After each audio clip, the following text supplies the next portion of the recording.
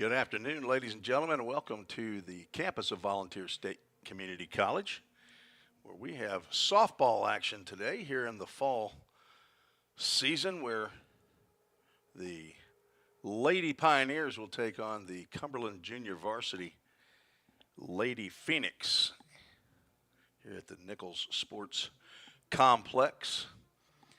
This is Tim Reese bringing you the first action of Vol State softball this fall. This will be my first look at this team this year, a new unit under the guidance of head coach Christian Lynn in his second year as the head coach. A year ago, he was the interim head coach. He has Brian Drake back as the volunteer assistant coach, and he also has Alyssa Costley as an assistant coach this year. Manager Wes Buckner. Of course, the athletic director here at Volunteer State is Bobby Hudson. About maybe it's his 40th year now. Late 30s or at least 40 years here at the university, or at the community college, not all as the athletic director. But there is a new president. Dr. Wendy Tostenson took over on July 1st. And I wouldn't be surprised if she showed up here at the park to watch the Lady Pioneers, who finished with a record of 43-21 a year ago, came in third in the TCCAA conference tournament held at Columbia State. If you're back from last year, then we'll try not to show my picture on this broadcast. We'll actually get to broadcast action on the diamond instead of seeing my face describe in the audio-only games. You see the umpires are here. Let's get to the Toyota of Gallatin starting lineups as they were handed to me. First for the visiting Phoenix of Cumberland Junior Varsity. Kara Wheeler will play center field and lead off. Jada Bridges bats second, plays left field. Blakely Warnick at first base batting third. The cleanup hitter is a designated player, Leslie Bartoli. Briley Bartley will be behind the plate, batting fifth. Second baseman Emily Sievers hits sixth, and Emma Reese at shortstop batting seventh. Batting eighth is Sophie Clayton. She'll play third base. And batting ninth, Abby Stokes playing right field. Cumberland will only bat 9 players. And in the circle for the Lady Phoenix is Madison Lancaster. And for the Lady Pioneers, back from a All-American freshman year, Michaela Fuqua moving into the infield. She'll lead off and play second base. The leading stolen base in softball. Not sure the final numbers that she had. It might have been, let me see, I have 82 on the last game. Prior to the last game, she had 82 stolen bases. She might have had a couple in that final game. Batting second, Katie Robinson in left field. Batting third is playing third base, Willow Carden. Hitting cleanup, Lydia Kirby. She'll be behind the plate. Shelby Green plays right field, batting fifth. Erica Abbott, she's at first base, moving over from her second base slot from a year ago. She'll bat sixth. Kirsten Smith is a designated player, batting eighth. Hitting ninth is Callie Bueller. She'll play shortstop. Batting ninth is Anna Harrison, playing center field, and batting 10th is Chloe McKean, another designated pitcher. You see Laura Walker out in the circle getting her warm-up tosses to Lydia Kirby. Laura Walker had 32 appearances last year in the circle. 17 were starts. Might be, as I said, I don't remember what she did in that last game. So prior to that last game, she had 118 innings pitched. She had a 12-7 record and a 3.73 ERA. Had an excellent freshman year, as we appear to be headed toward an early start here. we're expecting a 100% chance of rain here at 2 o'clock, but weather apps that I've looked at have now changed, and appears as though the weather may hold off for a bit. Currently 89 degrees as we are getting set to begin a few minutes early. Thanks for joining me on the Ball State Sports Network. First pitch is down low and outside. We are underway. As I said, 89 degrees.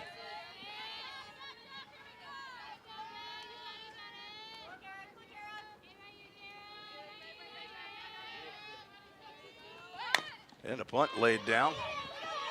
Grabbed and thrown over to first base. It gets out of the glove of Erica Abbott. And Wheeler will reach.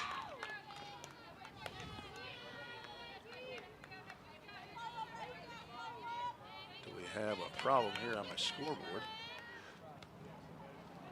See if we can fix that real quick. A runner at first. And Jada Bridges at the plate. She swings a foul, tips that in and out of the glove of Lydia Kirby. Strike one.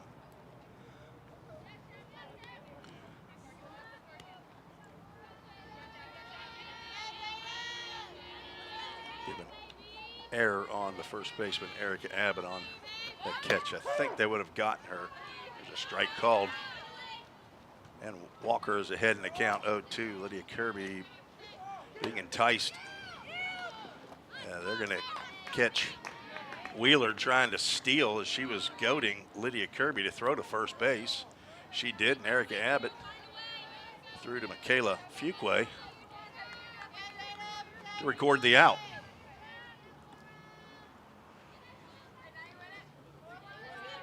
Not sure what Kara Wheeler was thinking. Foul tip. As the count remains, no balls and 2 strikes. Actually, I believe it's a ball and a strike, 2 strikes. Although it shows 0-2 on the scoreboard, we'll go with the scoreboard right now. Jada Bridges, the left fielder.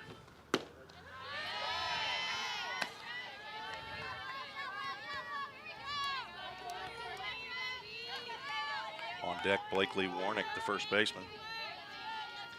Game moves quickly. Much faster than a baseball game. There's a change up in there for a called strike. Bridges will go down looking for out number 2.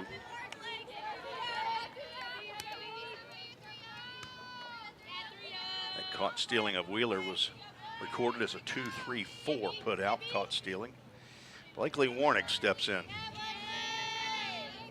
I don't have hometowns for Cumberland. I just have their roster, hopefully the correct numbers. Blakely Warnick wearing number 30. They're wearing all blacks, black pants, black tops. Guess they call their red a maroon. From Cumberland Phoenix, that is off the end of the bat. Michaela Fuqua is going to go over and make the catch on that little flare. That would have probably dropped right on the third base bag, or second base bag. So it'll pop out to Fuqua, ends the inning, a 1-2-3 inning following the error. No runs, no hits, 1 error, nobody left on base. That's Laura Walker pitches a good first inning. I'm not sure how long she's going to go in this game. There are 3 pitchers that are scheduled for Christian Lynn: Laura Walker, Charisse Nichols, and Brooklyn Levin. And I apologize to the families or to those 2 young ladies. I may not actually have correctly pronounced their names. Charis. I'm going with Charisse Nichols. If you are a family member of Charisse, you can send me an email at treesports@gmail.com. Let me know if that is correct or not. as well as for Brooklyn Levin. Could be Levine, I guess, but Levin, I'm going with 11. If not, again, family members or somebody who knows these young ladies, you want to send me an email at treesesports@gmail.com, then you can educate the broadcaster.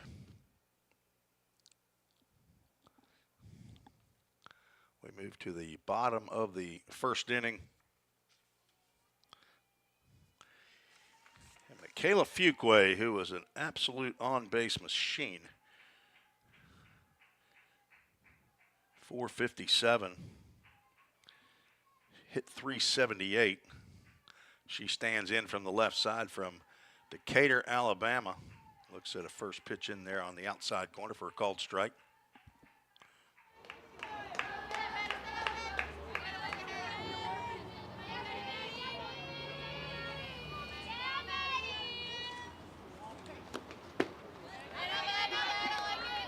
Pitch number 2 lands just down from Madison Lancaster. Infield playing in.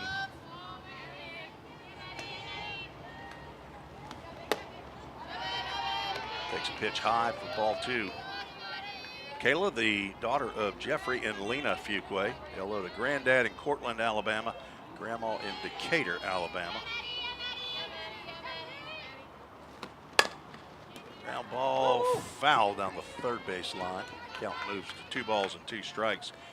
Katie Robinson is on deck.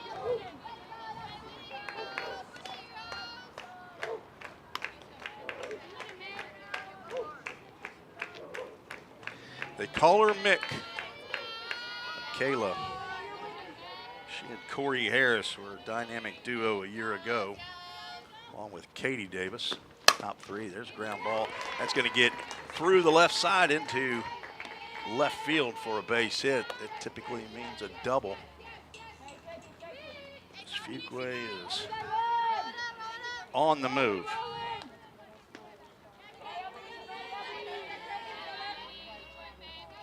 So Katie Robinson stands in.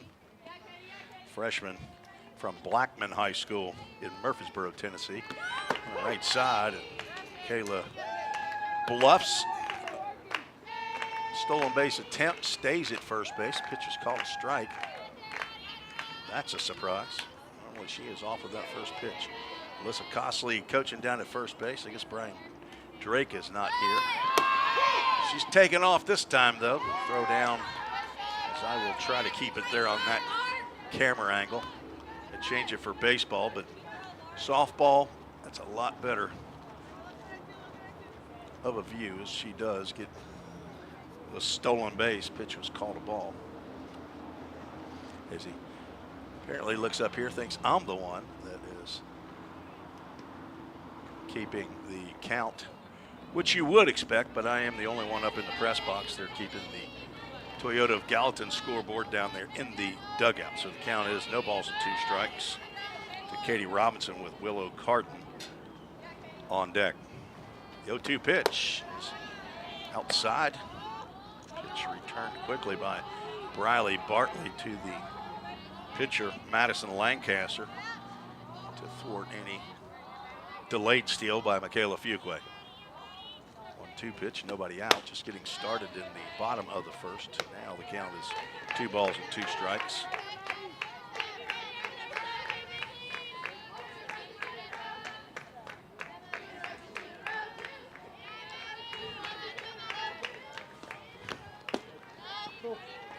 Down, and there is the delayed steal by Michaela Fuqua, and she's in there safely on the throw back to the pitcher.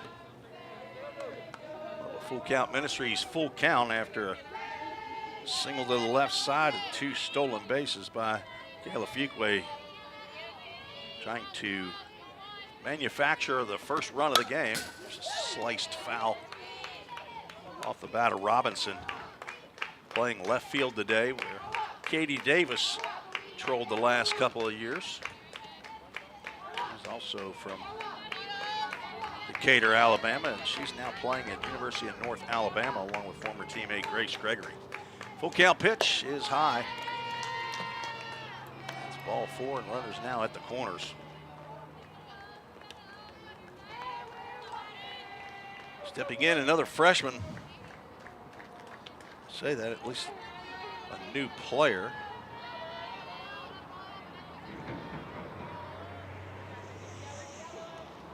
She is a freshman from Manchester, Tennessee. She grounds to short. Not going to get the runner at second base. It's going to be an error on the shortstop. And runners will be at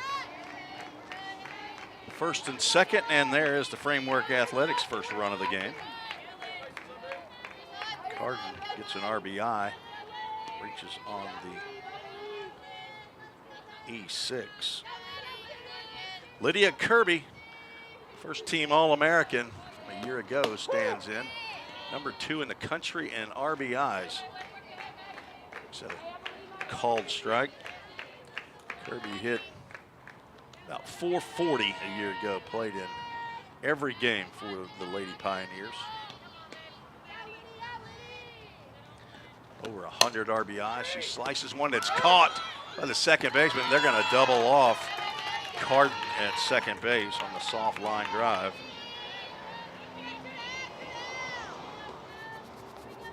Will leave Robinson at second base, but there are now 2 outs.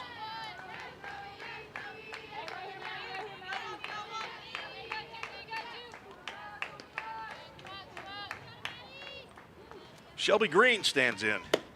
She looks at the first pitch in there for a called strike. Shelby, a sophomore, back for year number 2 from Milan, Tennessee. Played at Milan High School. Sonography major here. Daughter of Todd and Janet Green. Live in Medina. Hello to Granddad and Gigi in Trenton. Slices one to third base off the glove of Sophie Clayton. She reaches.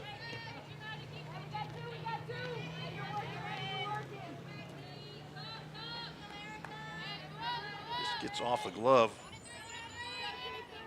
Not an official score, but I'll rule that as an error on the third baseman, Sophie Clayton.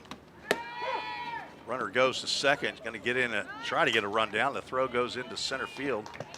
So an error will allow another run to score.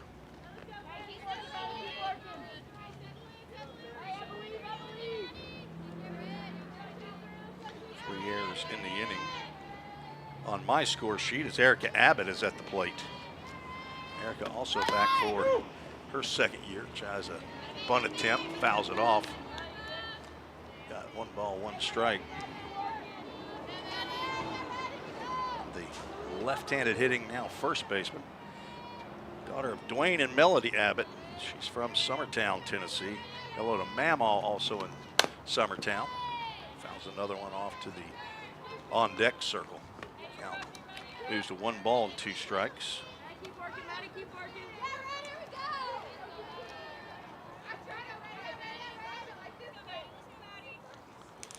2 runs in.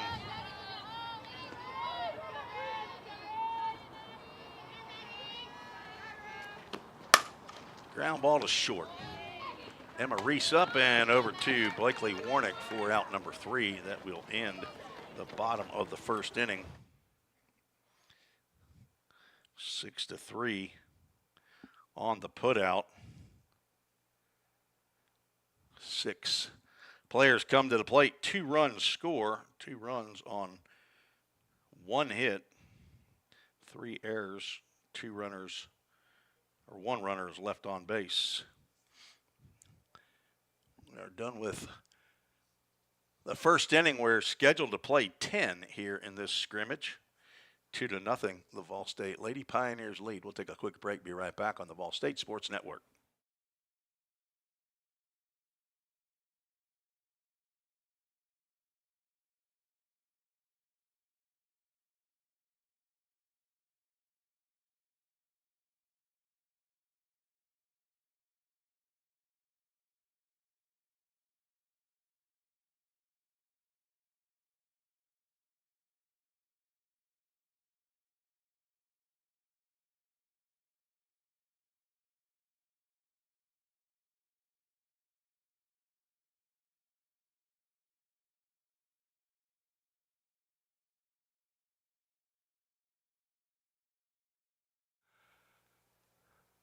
Move to the top of the second inning. This is Tim Reese on the Vol State Sports Network. Clouds coming in. Hopefully get a good portion of this game in.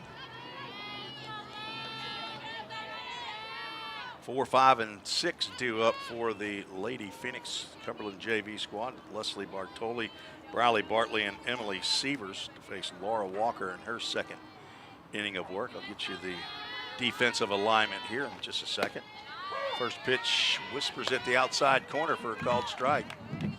Katie Robinson's in left, Anna Harrison in center, and Shelby Green in right. Willa Carden at third, Callie Bueller at second, Michaela Fuqua at second.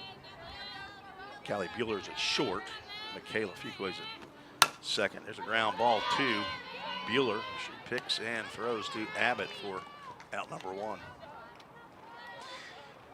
Lydia Kirby behind the plate. She's a utility player. She played some first base last year. DH'd a little bit behind the plate when Bailey Osbrooks was needing a break. Lady Pioneers have big shoes to fill. First pitch to Bartley, catcher in there for a called strike.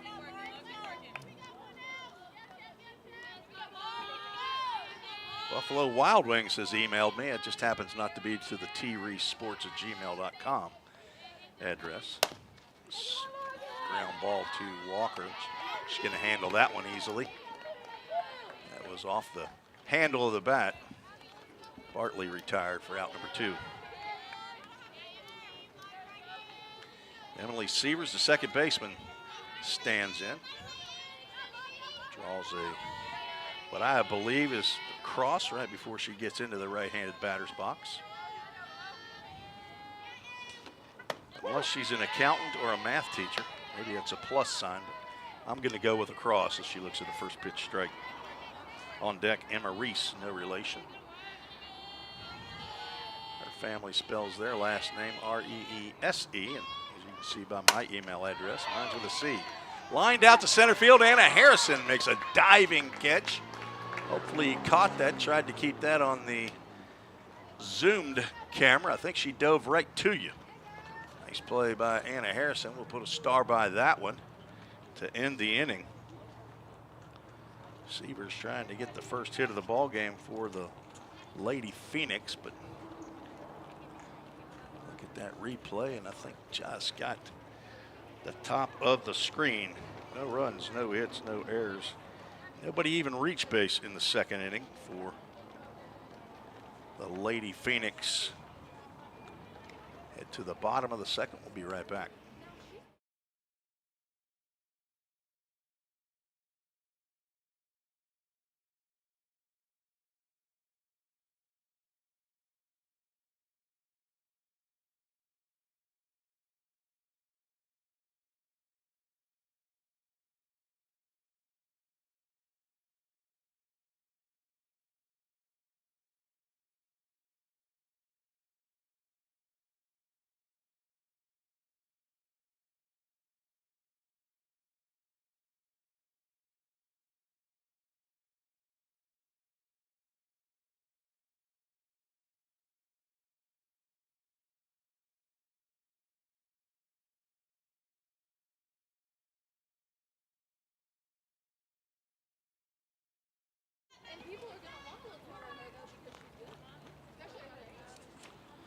Kirsten Smith, Callie Bueller, and Anna Harrison due up to face Madison Lancaster.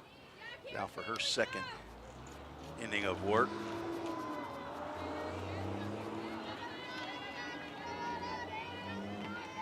Gave up a couple runs in the first inning.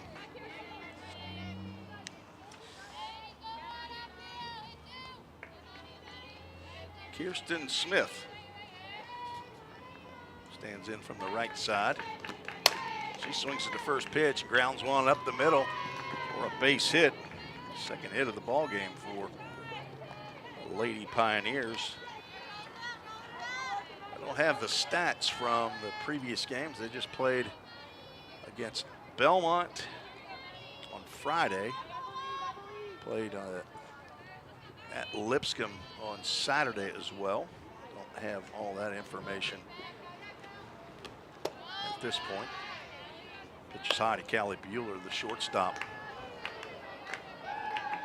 Bueller from Lebanon, Tennessee. She attended Watertown High School. Kirsten Smith all the way in from Louisville, Kentucky. Went to Ballard High School. Ground ball to second. Tag and another double play. Second baseman Emily Sievers getting it done over there. At second, she tags Kirsten Smith and then throws over to first base. Second double play turned by Cumberland. And Anna Harrison, the center fielder, stands in. And a nice diving catch. She's going to lay down a bunt. That will roll foul. Anna back for year number 2. She's from Savannah, Tennessee. Attended Hardin County High School.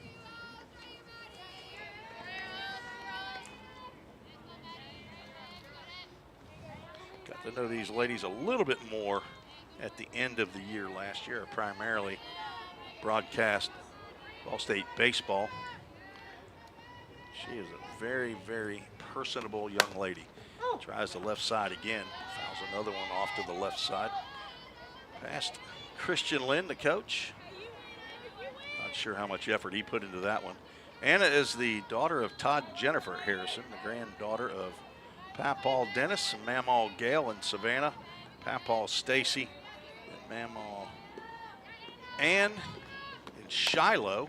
She fouls another one off. Papaw Jerry and Jan in Savannah, Tennessee.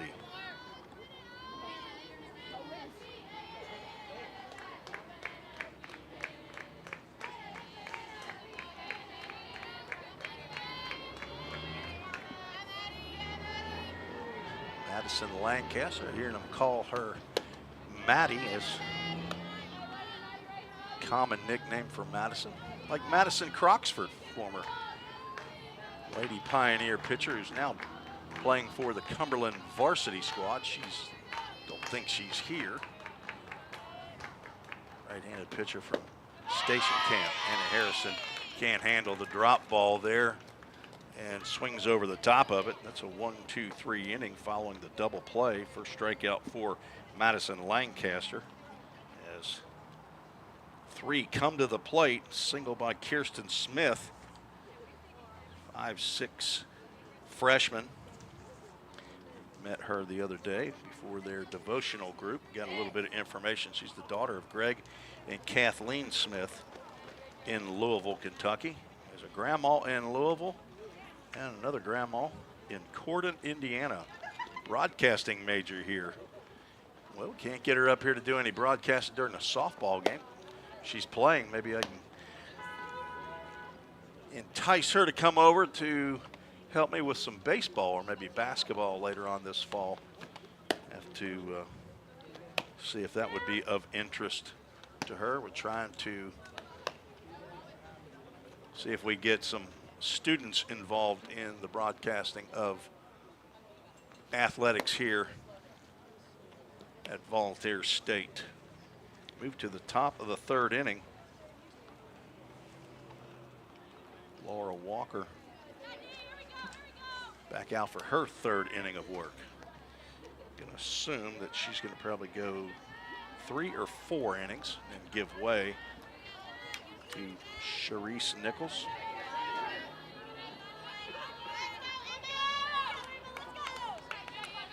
Leading off the top of the 3rd, Emma Reese, the shortstop. She'll be followed by Sophie Clayton and Abby Stokes. First pitch just slides inside a little bit. Laura Walker put some heat on that one. Emma Reese might have been a little surprised. She might have been looking for the drop ball. Swing and a miss on like a little bit of a slider action there. Had a little movement to that.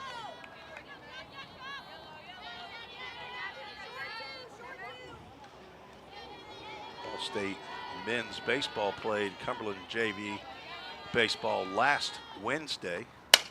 That ball's driven out to right center field. That's going to be trouble. It's going to get off the top of the fence.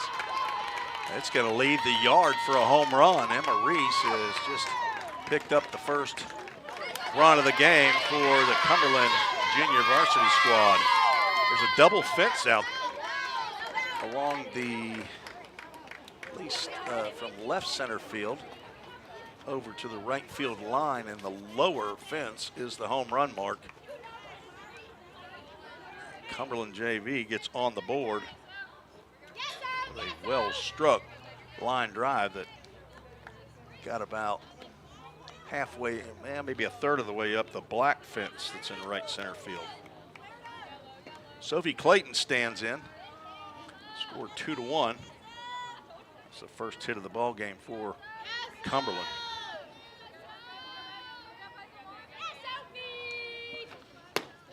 Fastball that misses inside, same way she started Emma Reese off. Not a whole lot you could do with that pitch. So it's a good take.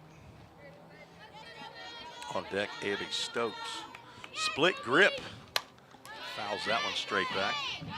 See a lot of these young ladies with that split grip on the bat. You don't see that in baseball. Honestly, I don't know what the reason is for that. See if I can get some intel from Christian Linnett sometime.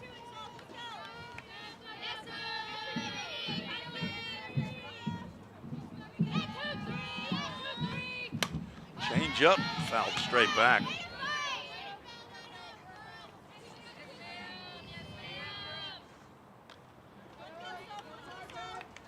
Laura Walker is a sophomore from Greenbrier High School, Greenbrier, Tennessee, a health science major. She's the daughter of James and Sarah Walker, granddaughter of Paul and Barbara in Madison, Tennessee, Grandpa and Grandma in Goodlettsville, Tennessee. Fastball misses outside, count moves to 2 balls and 2 strikes. Still nobody out here in the third inning.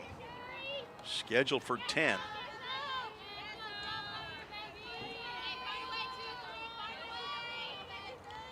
Clayton fouls another one off to the right side.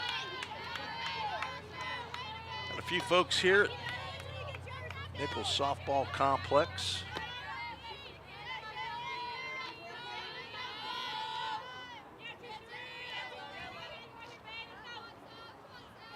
I want to thank Toyota of Gallatin for their generous support of All State Athletics. Beautiful scoreboard out in left center field. All three of them a Full Count Ministries full count. Sponsors because I'm here. The reason I came over to Volunteer State is because Full Count Ministries gave me an opportunity to start broadcasting and fell in love with it. Decided to come over and see if Ball State needed a broadcaster. 3-2 pitch, swung on and missed. There's the first out of the third. And the second strikeout of the ball game by Laura Walker.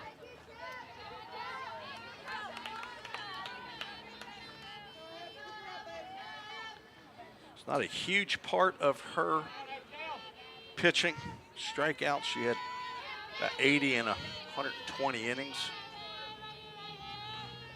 Let's get that strikeout on the board as Abby Stokes, the number 9 hole hitter, stands in. And another pitch pushes her back off the plate for ball 1.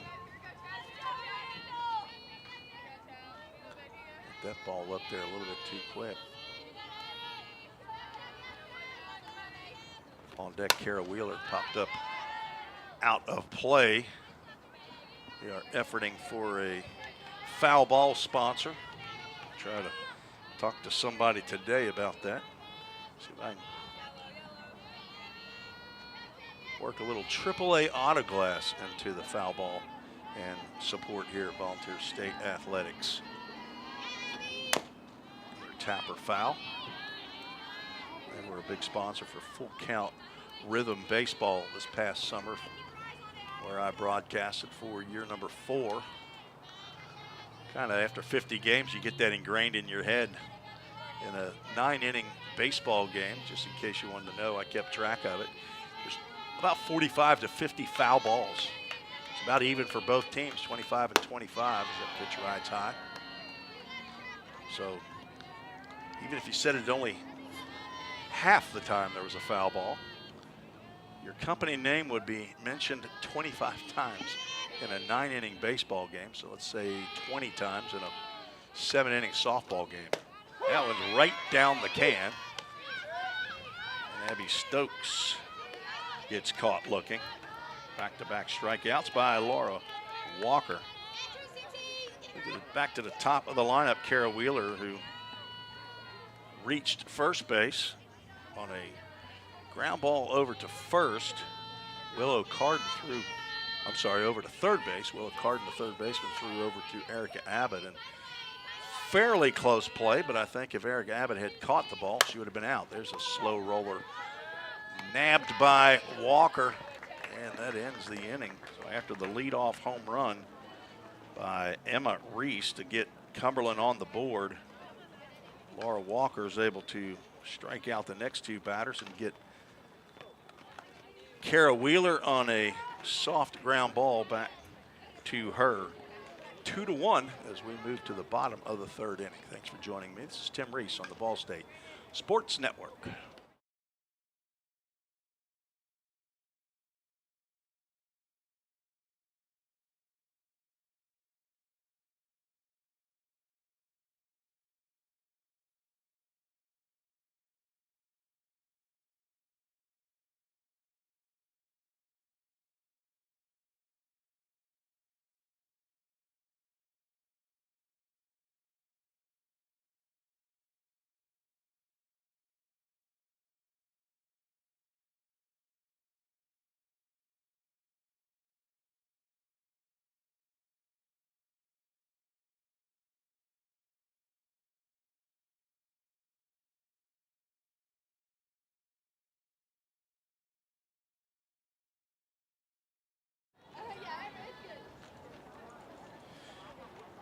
Ten 1-2 due up here in the bottom of the third for Cumberland. Bo Fuquay is no stranger to treesesports@gmail.com. He's watching down in Decatur, Alabama. Good to hear from you again, Bo.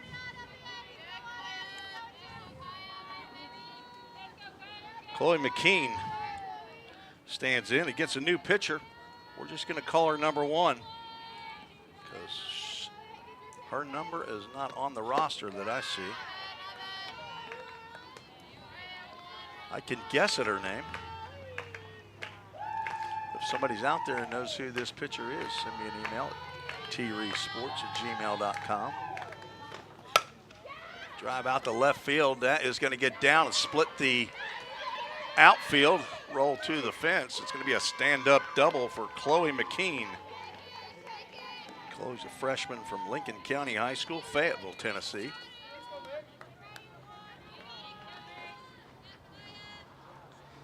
.510 nursing major, the daughter of Don and Mindy McKean. Hello to Grandpa and Mimi in Angola, Indiana, and Pawpaw and Mama in Garrett, Indiana, and Grandpa and Grandma in Homasa, Florida. Probably butchering that, but back to the top of the lineup, Bo Fuquay's little girl standing in there. Michaela looks pitch wide of the mark.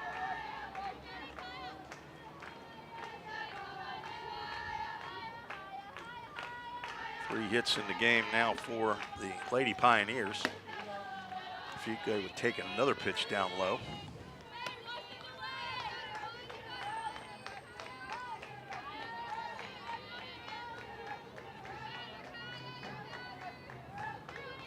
Singles by Fuquay and Kirsten Smith, an extra base hit leading off the inning here is Chloe McKean. Doubled to lead it off. Fuquay started to lay down a bunt, pulls the bat back, pitch called a strike. Fuquay scored in the first along with Katie Robinson.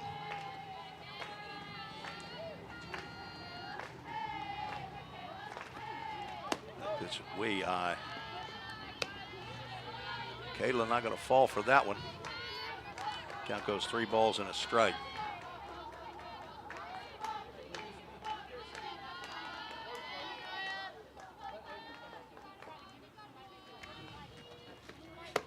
Another strike called.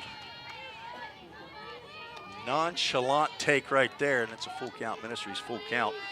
That tells me right there that Michaela Fuqua has no problem at all standing at the plate, batting with 2 strikes.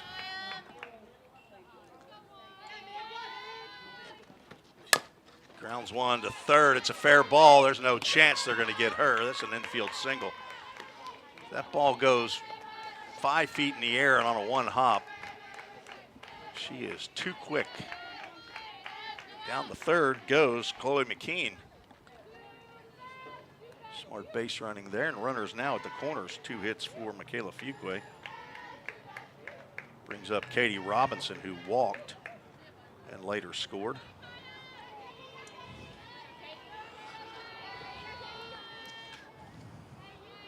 If you're a bettor, just go ahead and bet that Michaela Fuqua is going to take off to second base, and there will be no throw. There she goes. Oh, they are going to throw. Cut off. Runner stays at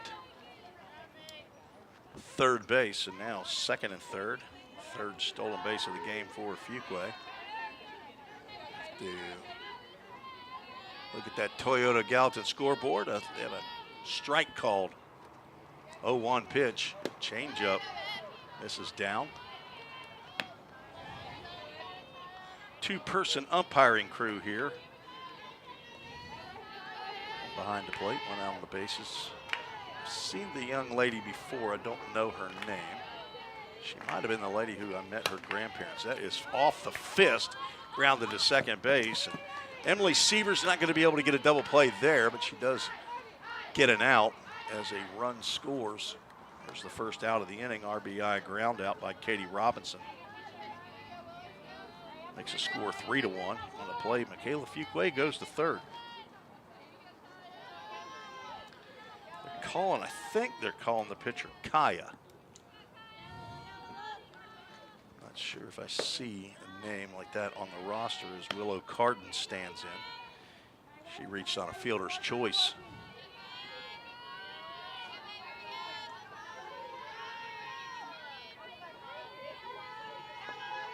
New pitcher, number 1, after Madison Lancaster went the first 2 innings.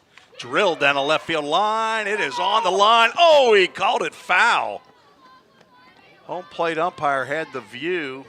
Christian Lynn standing down there at third base looked from my vantage point behind home plate that it hit right on the line. I don't think Christian agrees with it, but fall scrimmage in a game that's not important in any standings at all. He's not going to go nuts. The phone's ringing here in the press box. I don't think they want my opinion about the foul ball, fair ball decision. Pitched a little bit high. Never heard the phone ring here in the press box. Sorry, nobody's home. Kayla Fuqua down at third base, 1 out. Check swing, and let's see. Got a call ball. They're now going to check with the base umpire. She's going to say yes. Carden did go. Willow is 5'9". Elementary ed major here, the daughter of Billy Bob and Rachel Carden. Hello to Grandma in Beech Grove. Just got a piece of that pitch. Is the changeup outside. That met Willow and 4 of her freshman teammates last Friday right before their discipleship group or devotional. She nearly took out Michaela down there at third base. Line drive foul. Count remains 2 balls and 2 strikes. Good thing Fuqua's got some fast twitch muscles down there.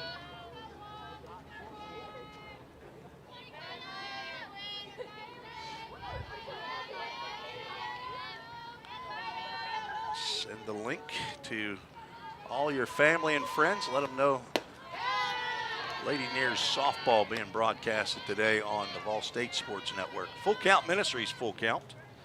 Go to fullcountministries.com, see all the ministries doing for baseball players. Not only here in Middle Tennessee, down in Birmingham and in Nicaragua. Been going strong for a dozen years. Full count pitch, popped up to the right side. Sievers will make that catch. Route number 2. She's been busy over there at second base. Carden now 0 for 2. Lydia Kirby stands in. She had a soft line drive over to Emily Sievers, as Carden was doubled off after Sievers made the catch. Kirby is very good at driving in runs. No outs, 1 out, 2 outs, it doesn't matter. She looks at the first pitch away. If this was a conference game, I would say they'd just go ahead and put Lydia Kirby on and take their chance with Shelby Green, who's in the on-deck circle. Might be pitching around her as that pitch misses inside. Kirby, another one of the young ladies back from last year that I will see from time to time. She and several of her teammates come up to the baseball field, watch the guys play, and saw her this past summer when she was helping with some softball tournaments at Drake's Creek. She swings at a pitch that about hit her knuckles. She wants to swing, fouls that one toward her dugout. 2 balls and a strike. She's from Alvaton, Kentucky. Bowling Green went to Greenwood High School, another sonography major. That was last year. I assume she's staying with that. The daughter of Greg and Jennifer Kirby. Hello to Granddaddy and Nanny in Bowling Green, and Nana also in Bowling Green. Love the Nanas out there. 3 balls and a strike. My wife is not a Nana, she's a Zizi. I'm just Grandpa. 7 grandkids. 3-1 pitch. This is down, and I think that's going to be a theme for Lydia Kirby this year. She's going to draw a lot of walks. First walk of the game by number 1.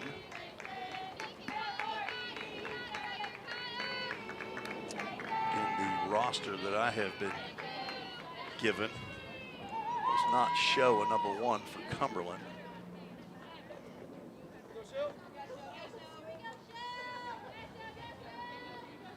Shelby Green stands in. First and third, 2 outs. Looks at a pitch on the outside corner for a called strike.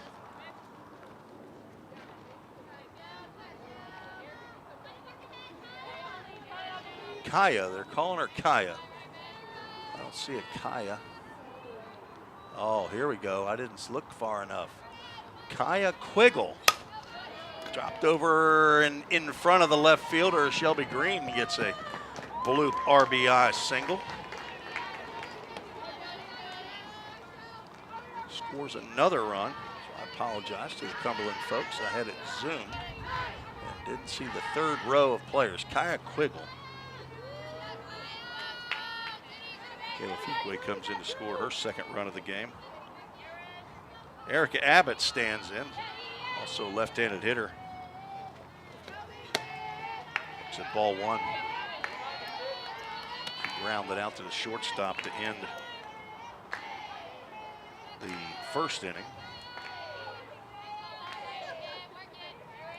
3 hits in the inning, double by Chloe McKean, singles by Fuqua and Green. Abbott fouls the bunt attempt off to the left side.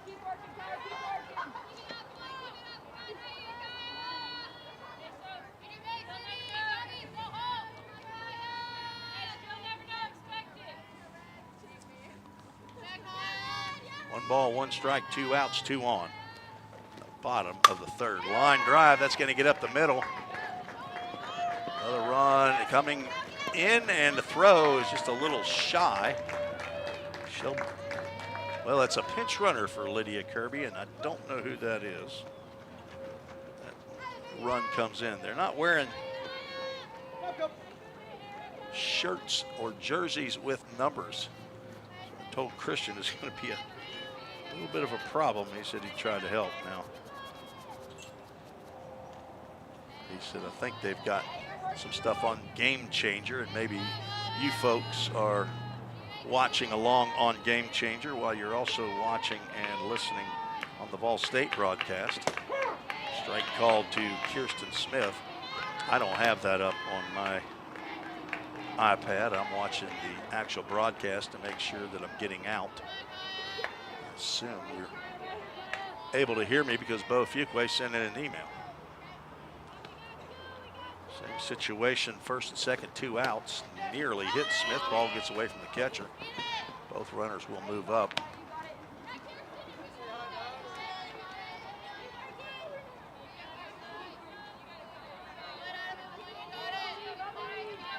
Wild pitch moves Green to third, Abbott to second. Smith singled in her first plate appearance, leading off the second.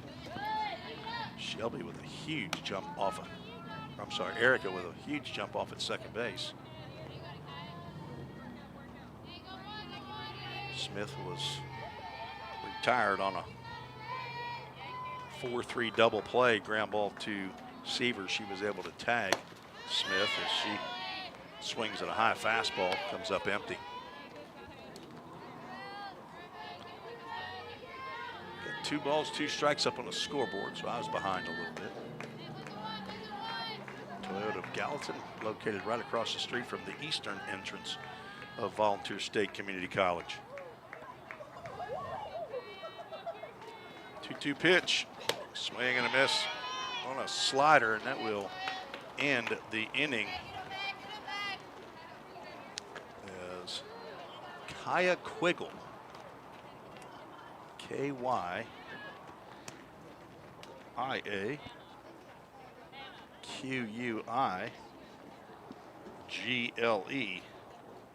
on in relief of Madison Lancaster. I have apparently missed a run. Let me go back and get that up there on the board. 3 runs in that inning to make it 5-1.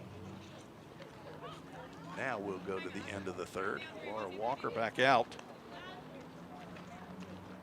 Take a quick break, be right back on the Vol State Sports Network.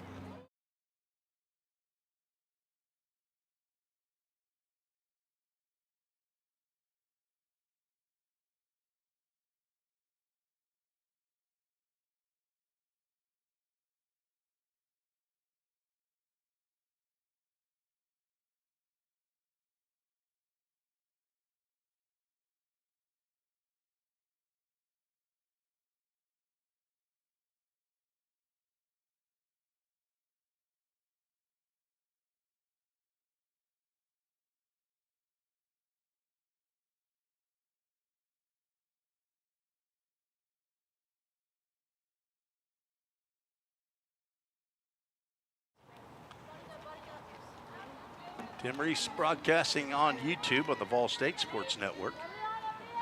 I will broadcast as many games as I possibly can that don't conflict with the baseball schedule this fall. We'll look to see. I think I've got an idea as to when the next one is. I'll have to find that schedule. Get it to you. 2, 3, and 4, the Cumberland lineup to face Laura Walker. First pitch called a strike to Jada Bridges, who struck out looking in the first inning. Blakely Warnick and Leslie Bartoli due up. 5-1, batting in the top of the 4th. Popped up out to left field, and Katie Robinson makes her first put out of the ball game. Easy play for Robinson. Freshman outfielder from Blackman High School in Murfreesboro, Tennessee. A little different seeing somebody other than Katie Davis out there in left field. Blakely Warnick popped out to Kayla Fuquay at second base. Looks at a called strike. Wind blowing out straight to center field here. Mostly cloudy here in Middle Tennessee, Gallatin. If you're not from around here, Gallatin is located about 15, 20 miles northeast of Nashville, Tennessee, in Sumner County. It's the county seat. Fastball up to Warnick. Now goes 2 balls and a strike. Cumberland, of course, located in Lebanon, Tennessee, Wilson County, just neighboring county to the east. About a 45-minute drive over. Fouled off toward the Fire Hall number 2, the city of Gallatin, located right across from McDonald's. Favorite spot for college students, and I'll get over there occasionally when I can't get down to Chick-fil-A in Rivergate or Chick-fil-A in Gallatin. Get some Christian chicken. 2-2 pitch is taken just down. Ball 3 and Mobile Full Count Ministries full count. If you're interested in seeing what full count is about, there's a banquet on October 3rd at Long Hollow Church. If you're in the area, go to register at longhollow.com. Laura Walker thought she might have had strike 3 there, but apparently just a little bit up, and that is the first walk of the game for Laura Walker. She wants to change her name to Laura Striker Outer. There's some names that are just not good for pitchers. Homer is not a good one. Gets called strike there. Major league pitcher named Bummer. Also not good. Leslie Bartoli grounded out to short, leading off the second. She's going to ground over the glove of Walker. Step on second is Michaela Fuqua and get the lead out, but she looked like she couldn't get a handle on that ball and decided not to throw to first. Probably pretty good move. Bartoli seemed to have got down the line pretty quickly, but nice play there by the former right fielder, Michaela Fuqua, now playing second base. Erica Abbott played over there last year a good bit. Briley Bartley, the catcher, stands in. She grounded out back to Walker. Fouls that one off to the right side. Down in the count 0-1. Lady Pioneer scored 2 in the bottom of the first. Cumberland scored 1 in the top of the third on a solo home run leading off the third by Emma Reese. Then Fall State came back in that bottom half of the inning with 3 runs. Walker with the 0-1, change-up in there for a called strike. Bartley fooled on that one, did not take a hack.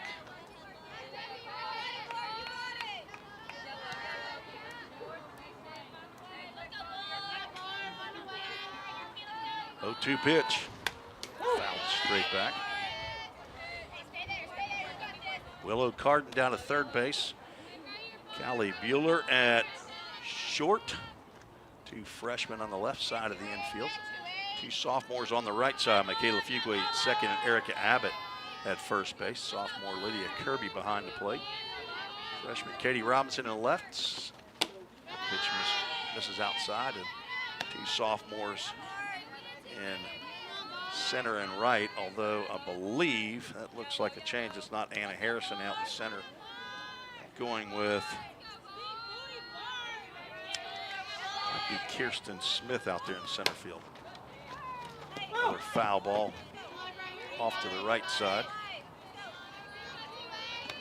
Again, I have not been around these ladies enough this fall to know them by sight.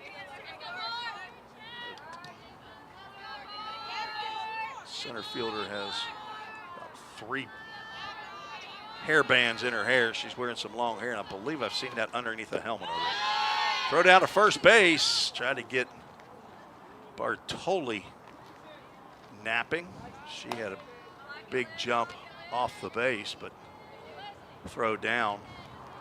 Caught by Abbott. She tags the knee of Bartoli. The ball falls out. Don't think they would have had her anyway. 2 balls, 2 strikes, 2 outs. Line drive softly back to Walker. She started to look at first base and then thought, hey, wait a minute, that's out number 3. So a soft line drive to Walker ends the 4th inning. There's no runs, no hits, no errors. The walk was left aboard. We are headed to the bottom of the 4th inning. 5-1 Ball State leads in a 10-inning scrimmage here in the fall of 2024. Thanks for joining me for the first softball broadcast. We're hoping to get maybe a student or somebody else that can be a regular broadcaster up here in the Nichols Sportsplex press box here for these Lady Pioneers. They are fun to watch and very exciting softball. They were ranked as high as 16th in the country a year ago. Let's see if I can give you a few of these young ladies. Corey Harris, sophomore shortstop from Robertson County here in Tennessee a year ago. Joe Burns, I believe, is where she was from. See, I think I have that. She has moved on to Campbellsville, Kentucky, up in a couple hours away, just north of here. She's from Cedar Hill, went to Joe Burns High School. As I said, Madison Croxford now over at Cumberland playing on their varsity squad. She's a right-handed pitcher. Katie Davis from Decatur, Alabama, now joining her former teammate from 2 years ago, Grace Gregory, down at the University of North Alabama in Huntsville. Sydney Harris, who played a couple of years ago, transferred from University of North Alabama to Mercer. So some of the former Lady Pioneer softball players that are still playing softball. As Kaya Quiggle back out for her 2nd inning of work.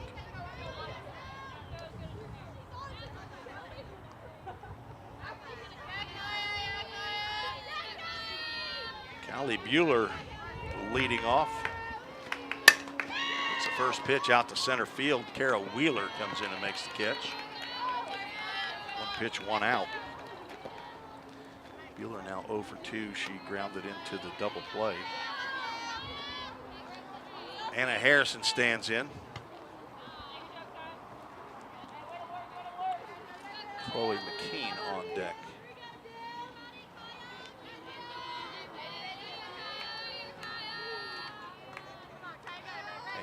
Struck out to end the 2nd. Looks at a fastball on the outside, just outside for ball 1. Madison Lancaster went 2 innings for Cumberland. Gave up 2 hits, 2 runs, walked 1, struck out 1.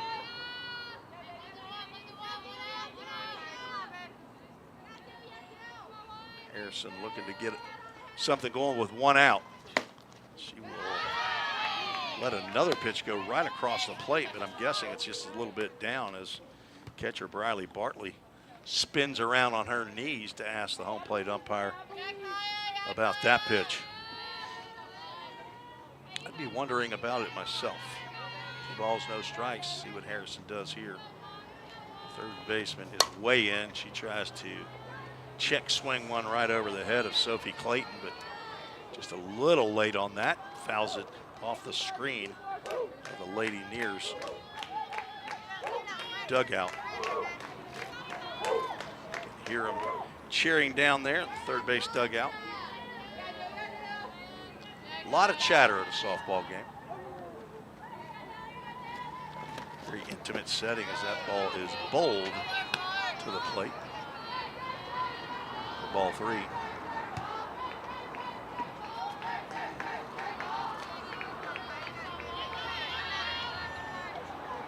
Baseball game's not quite as vocal. Takes a little getting used to, but kind of makes for more entertainment as that pitch gets in there for a called strike. Full count Ministries, full count. On deck, Chloe McKean has the only extra base hit of the game for the Lady Nears.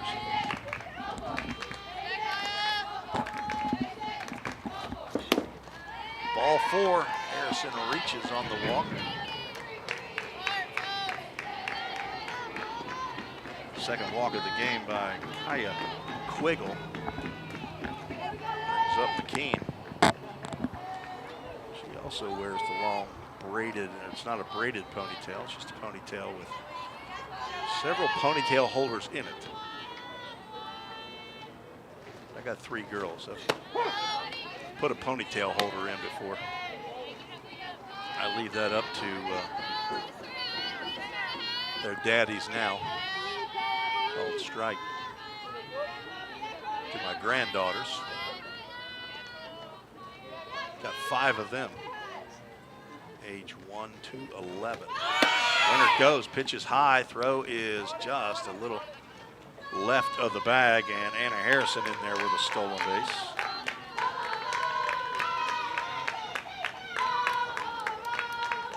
Fourth stolen base of the game. Checked it, I think that's 5 now.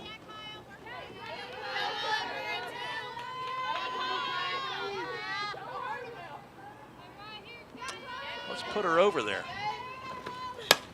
Popped up and out of play to the right side. Now goes ball, 2 strikes.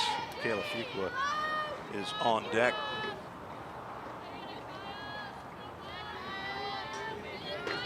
Baseball team came back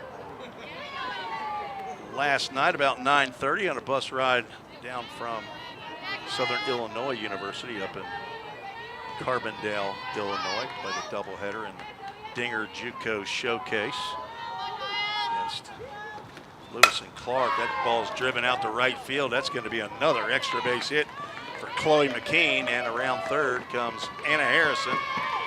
McKean gets an RBI double. She's 2 for 2. Ball State leads 6-1. She went to left center in her first at bat. She thought she'd try right center this time. And got some success there. Batting 10th in the lineup. A couple extra base hits like that might move you up in the lineup. Kayla Fuqua, she's also 2 for 2 and has scored both times. First pitch misses low and away. Kaya Quiggle, second pitcher in the circle for Cumberland Junior Varsity.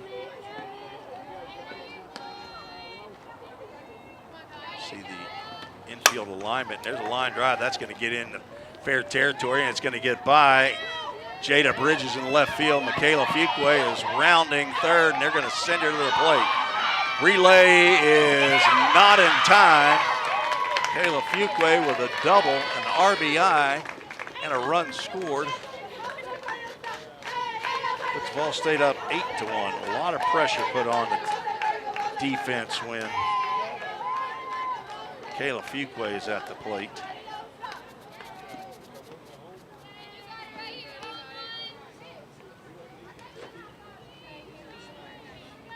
Katie Robinson steps to the plate now.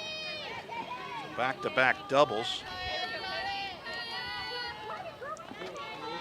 3 runs in here in the inning.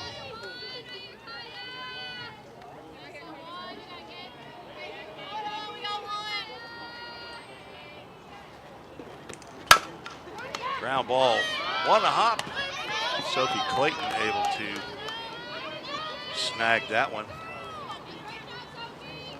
It'd be Katie Robinson that actually moved over to center field. That's looks more like who was in center field, so now I'm going to have to see who took her spot in the left.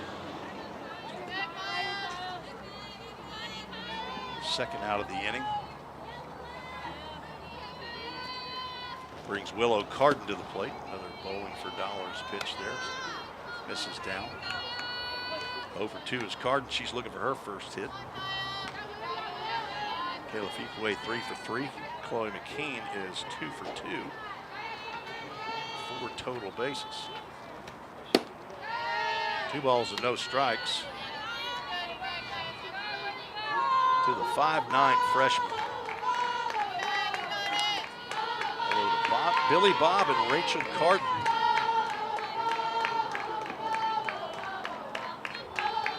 Manchester, Tennessee.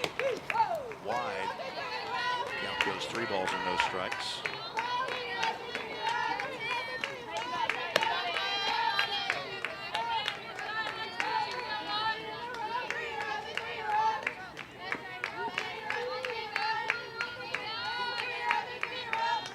Two out, 3 runs are in.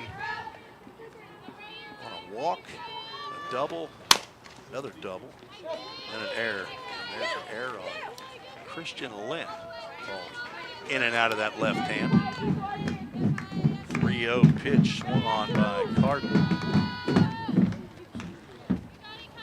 There we go. Got some information on changes. All right, thank you very much. Tell me your name. Chloe.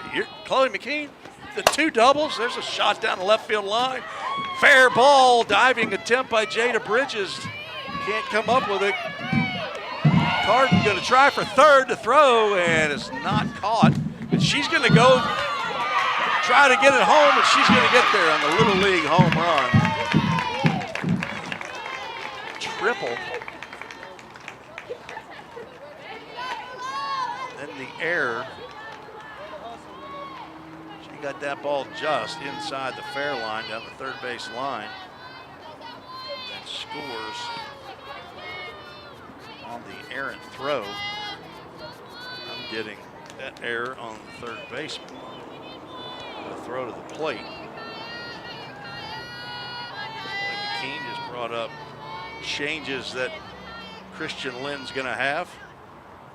This is Lydia Kirby still at the plate. She hits one off the handle of the bat, deep into center field. Back to the warning track goes Kara Wheeler, and she hauls that one in and then lands on her backside for out number 3. Lydia Kirby tried to get the first home run of the ball game for the Lady Pioneers, but gotten that one off the handle of the bat. So she is retired, but Lady Pioneers score 4 more runs on 1, 2, 3 hits. There were 2 errors at Cumberland in the inning. Nobody left on base. Got the same score as the Toyota of Gallatin scoreboard, 9-1. We're headed to the top of the 5th. We'll be right back on the Vol State Sports Network.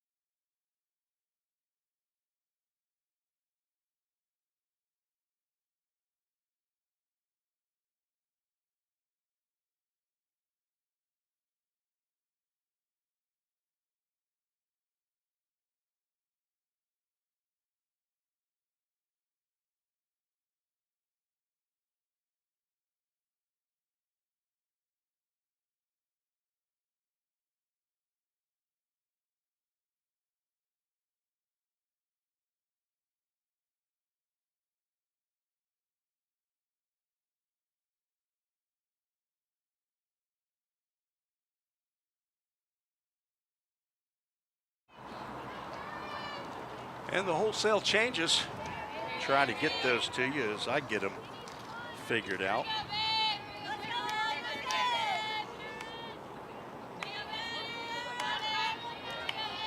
New pitcher's time is called. Piece of equipment is thrown out of play. I believe that's by Emily Cedars. And the new pitcher on is Sharice Nichols for Laura Walker. Slider pitch is inside.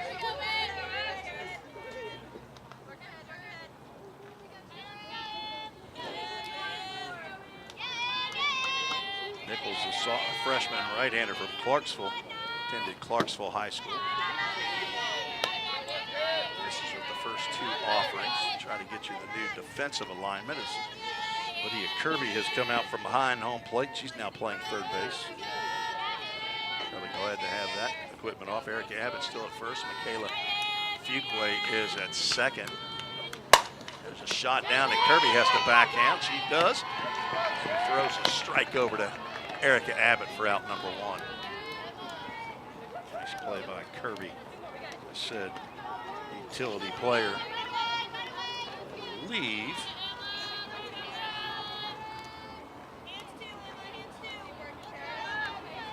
if I can read that right. Maya Collier's a new shortstop. That's what it looks like. Emma Reese stands in. Just down from Nichols.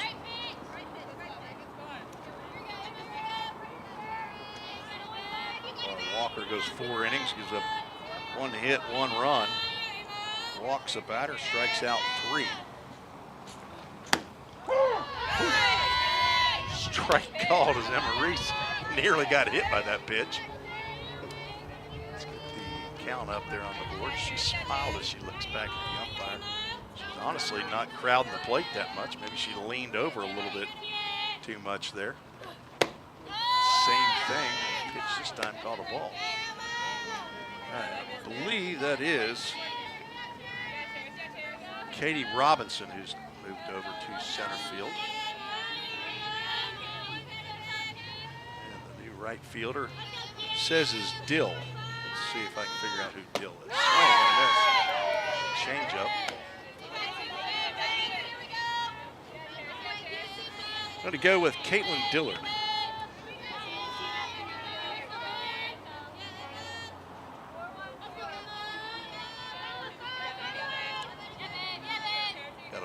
Christian Lynn's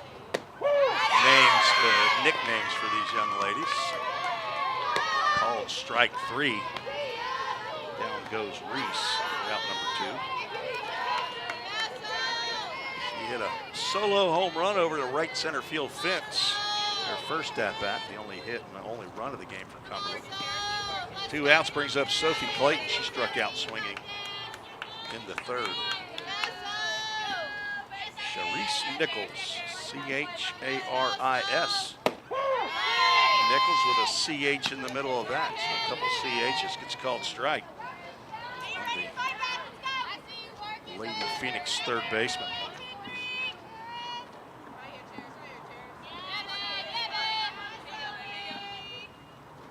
Popped up and out of play.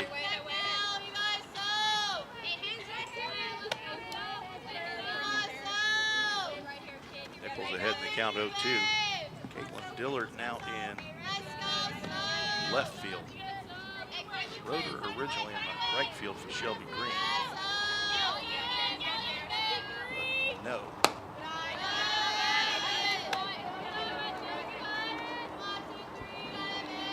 She'll be batting in Anna Harrison's spot.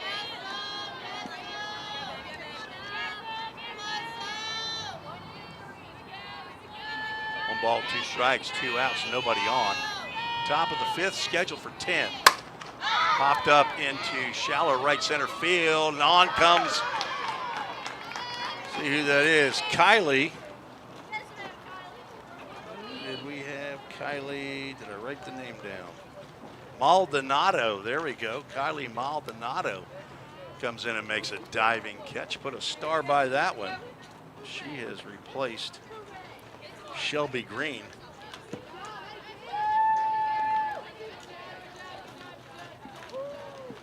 A 1-2-3 inning for Charisse Nichols. Get my yellow colored pencil out for that star play. No runs, no hits, no errors, nobody left on base. Let's see if I can talk you through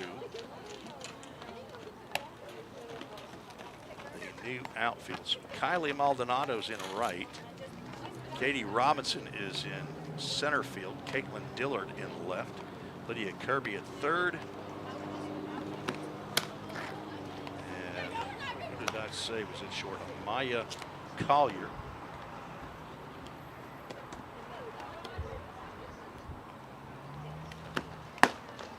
No change on the right side. Michaela Fuqua and Erica Abbott still there.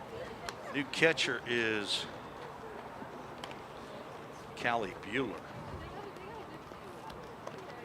She'll come out of the DP spot, get in behind the plate. So hopefully you took notes. You got that written down, because that's what I had to do.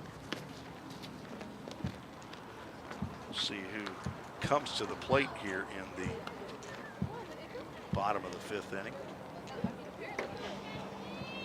Nice, looks like we might have a new pitcher. Go to the Anna Lee Moore.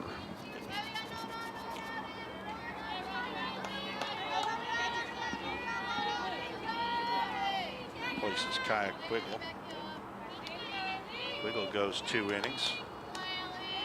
Here in the bottom of the 5th, Anna Lee Moore gets hurt.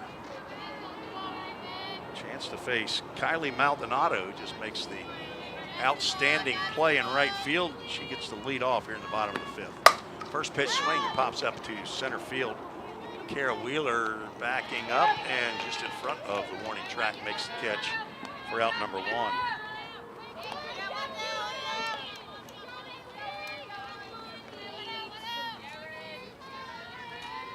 Erica Abbott stands in. She's 1 for 2.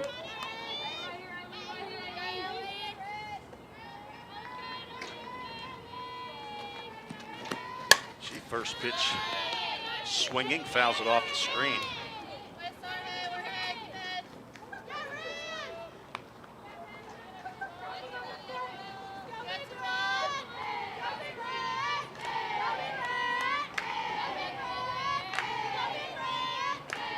Pitch. That hit her. Maybe on that elbow guard.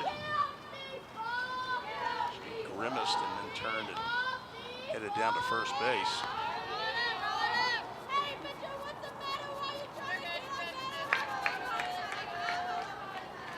Cheers to get first hit batter of the game. Amaya Collier.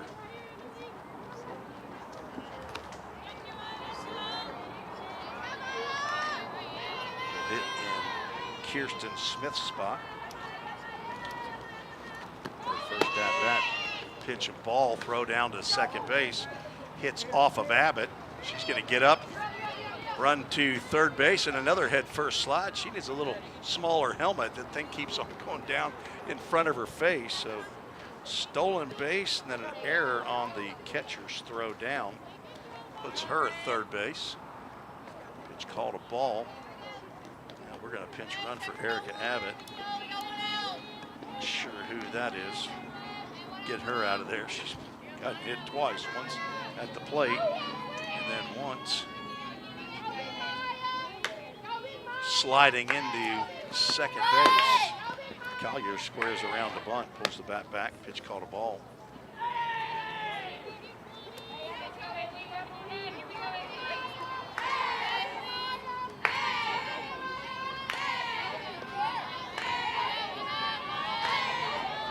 Collier at the plate now at shortstop.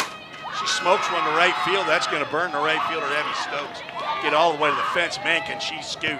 She's rounding second. The ball's in the infield. And there is no chance in the throw. Hits off the screen. Wow. Can she absolutely fly? I mean, she drilled that ball to third or to right field. Drove in our pinch runner, whose name I don't know. And there was no chance she was going to be stopping at second base. The throw might have had her, but I'm telling you, running the bases, she was getting after it. There's a ground ball off the leg of the pitcher, Anna Lee Moore. Drops her glove, and it scoots into right field. That's a base hit for Dill. Caitlin Dillard is head coach Lauren Powell going to come out and check it. All-world trainer Justin McKinney also hustles out, check on Anna Lee. Back-to-back hits by Amaya Collier and Caitlin Dillard.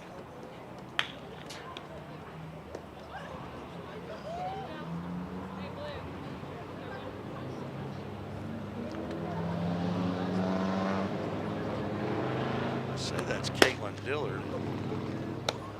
It is not. I'm sorry. That's Callie Bueller. Caitlin Dillard is going to be hitting. There we go. It was one off. I apologize, folks. Again, it's the first time that I've seen these young ladies, so I don't know them by sight yet. It was Callie Bueller who did not come out of the game. Anna Harrison did come out of the game, and this is Caitlin Dillard. Let's get that run on the board. 11-1, way behind. There's one out, one ball on Caitlin Dillard. She's now playing left field. Right call. She runs up on the pitch. Anna Lee Moore apparently is okay.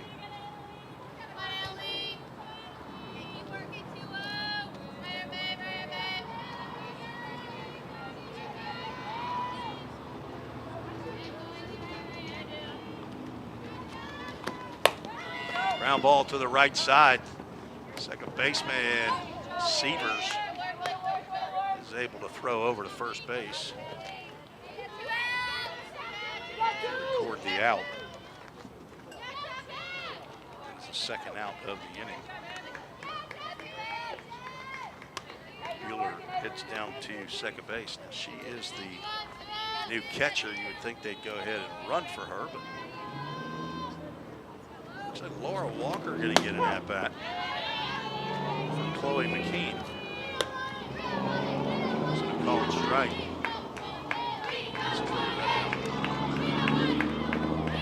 I'm a one-man band, folks, so running the scoreboard, keeping a score sheet, trying to tell you the action that's going on, looking at some information off the fist. That'll get over the head of the second baseman and drive in another run. Laura Walker gets into the action with the bat.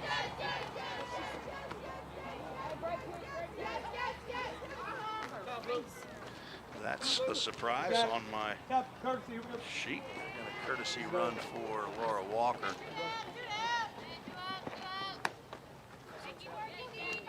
She gets an RBI single.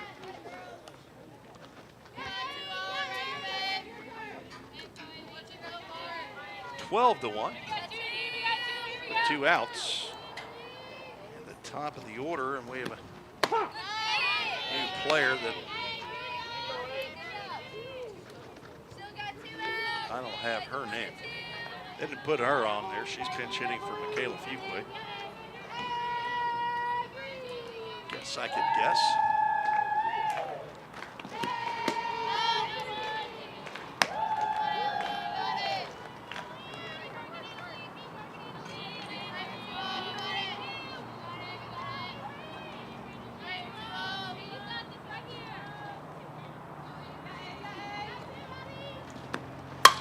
Check swing single into right field, or the ball drops there. Be careful, throw over to third base is not in time. And runner moves down to second, so second and third. Still with two outs. Time called.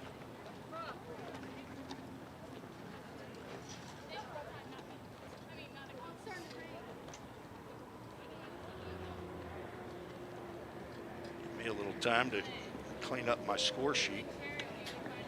1, 2, 3, 4 hits in the inning. 12 hits in the game for Lady Pioneers. Just on my score sheet, they've scored 3 runs here in the inning. Katie Robinson stands back in. Look for her first hit of the ball game.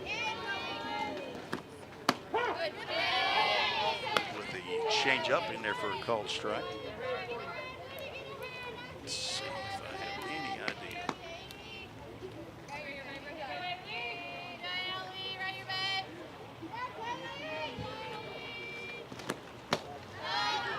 That's ball in the dirt.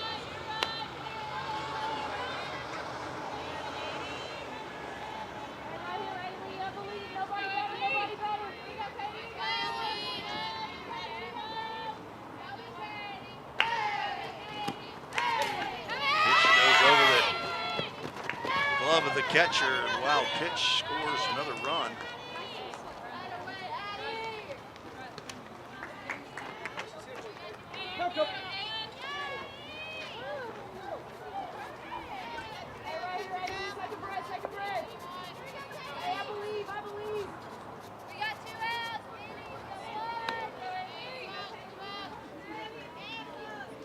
Robinson. Willow Carden is on deck. Line drive foul off to the right side.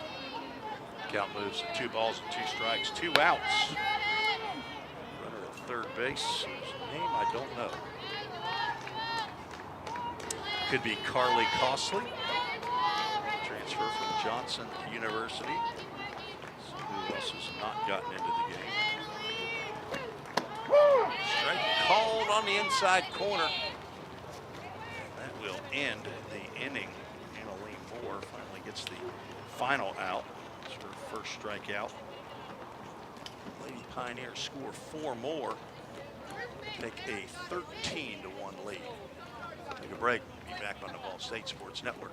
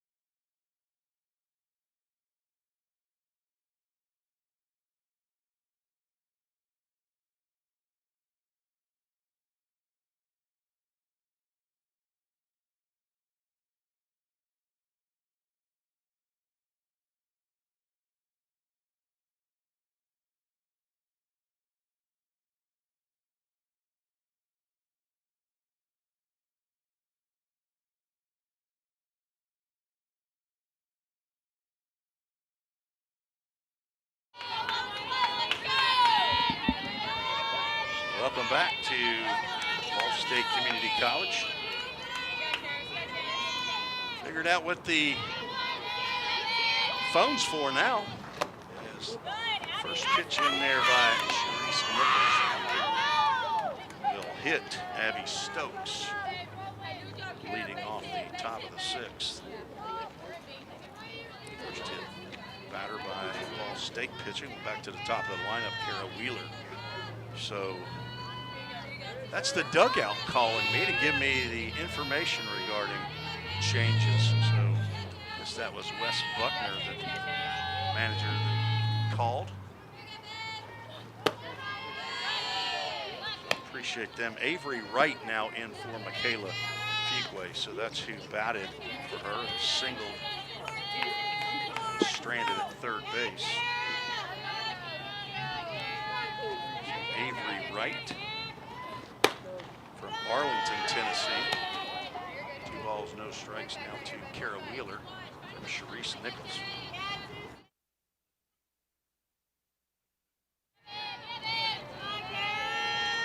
Wheeler reached on an error in the first, grounded out.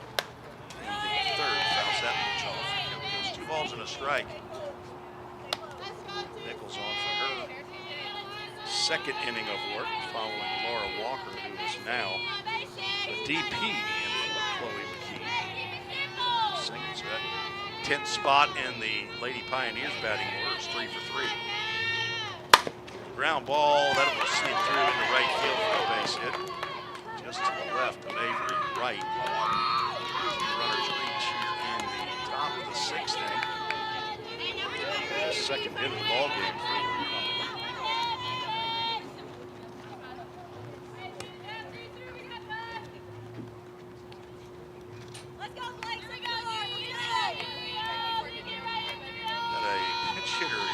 Jada Bridges. I say that. Actually, looks like could be a double play. Kirby gloves down at third base. They're actually skipping Jada Bridges batting. She may be getting ready to come in the pitch or something. I don't know, but they've skipped her in the order after Kara Wheeler. Just grounded that single. So we'll move down. Blakely Warnick just grounded into the 5-3 double play.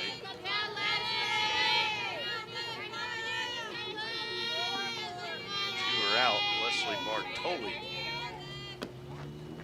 stands in, and she lines one to Amaya Collier at short. There's a quick inning for Sharice Nichols after hitting the first batter, giving up a single.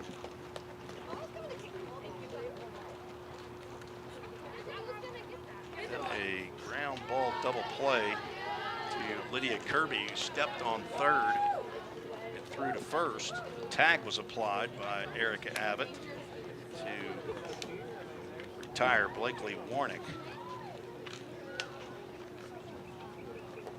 And then the soft line drive to Amaya Collier ends the inning. No runs, one hit, no errors, one runner left on base. Headed to the bottom of the 6th. Let's see if we can get you caught up on the defensive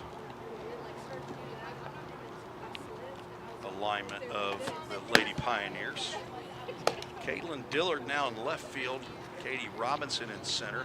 Kylie Maldonado. So all three outfielders' names begin with a K. The Caitlin, Katie, and Kylie trio. And from third to first is Lydia Kirby, Amaya Collier, Avery right, Erica Abbott behind the plate, Callie Bueller. Not sure if there's changes defensively for Cumberland as we move to the bottom of the 6th inning. Let's see if that is a new pitcher. Anna Lee. It is still Anna Lee. Moore.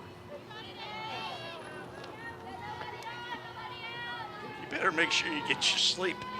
You're going to come up here and broadcast a ladies softball game, especially when you don't know the players that well. Willow Carden is still in the game. She's going to see the first pitch down and away. She absolutely lit the base paths on fire.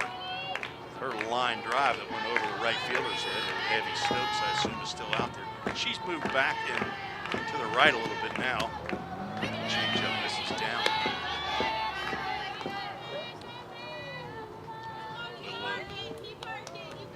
From Manchester, Tennessee is 1 for 3 in the ball game. She scored a run. She had that triple. A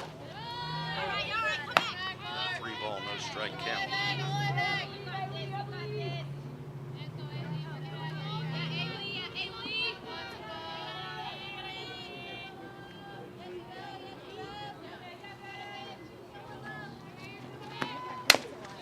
Swinging on the changeup, fouls it softly into the Lady Pioneers dugout. Michaela Fuqua, it rolled all the way down to the end of the dugout. Michaela came out with it. Can't believe it didn't hit about 20 bodies, 20 sets of legs down there before it got to the other end of the dugout. 3-0 pitch, swung on a foul back. We'll have a full count. Ministries full count. Sorry about that. Let's check the T. Reese Sports Gmail email. We got none. Fuqua, the only one brave enough to send in an email.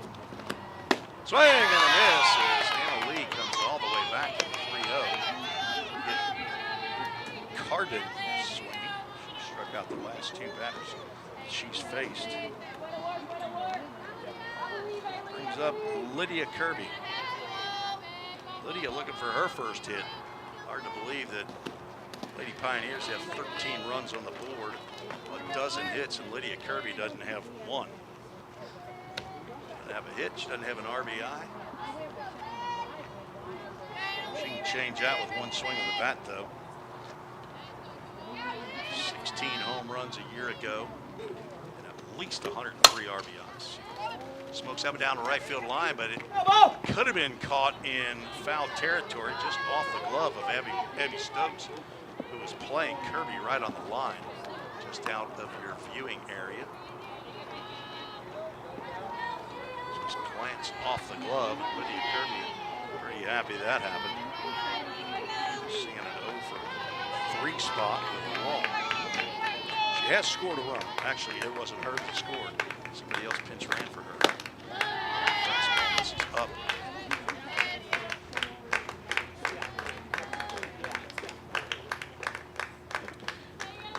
Lydia from Southern Kentucky.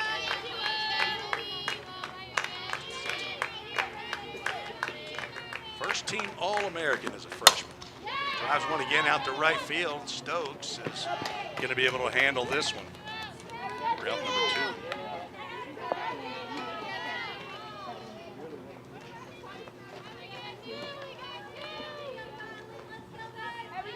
Rain holding off.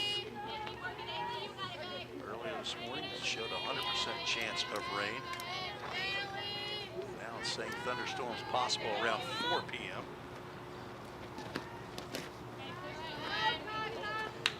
Kylie Maldonado flew out to center field in her first at-bat. Looks at ball 1 in the dirt. And been here to the softball complex. It is all natural surface. Dirt infield, grass outfield. Sides as Maldonado swings through that one. Playing right field. Maldonado from Rancho Cucamonga, California.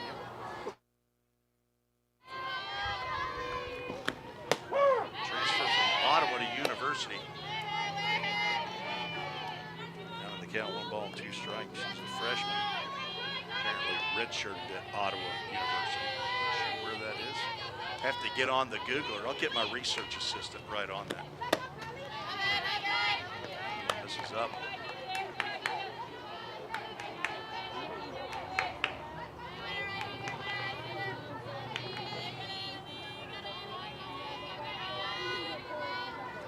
Two balls, 2 strikes, 2 outs, nobody on. And now down this.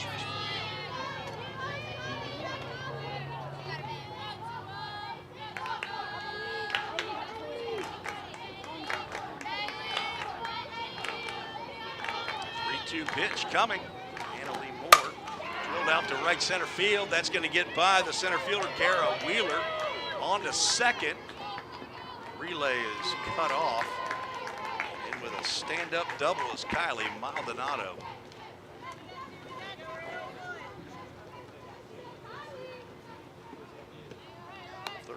Hit by my count, I believe. Ottawa University. Say Arizona. Well, depends on which one. One of them's in Surprise, Arizona. One's in Ottawa, Kansas. Erica Abbott is the first pitch outside the strike zone. She's 1 for 2. Has a hit and has been hit. Scored a run, driven in a run. Another run up on the board. And 6 slices one. Third base coach Christian Lynn, he knocks it down. Hands it to Sophia Clayton, the third baseman.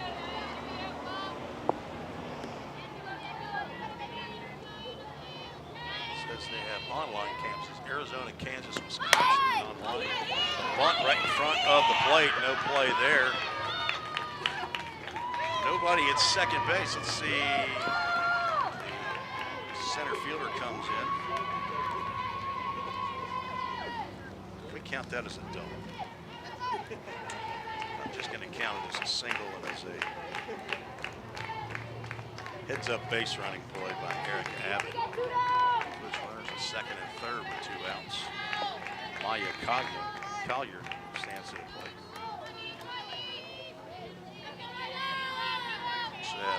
Confused Maya Collier with Willow Carden.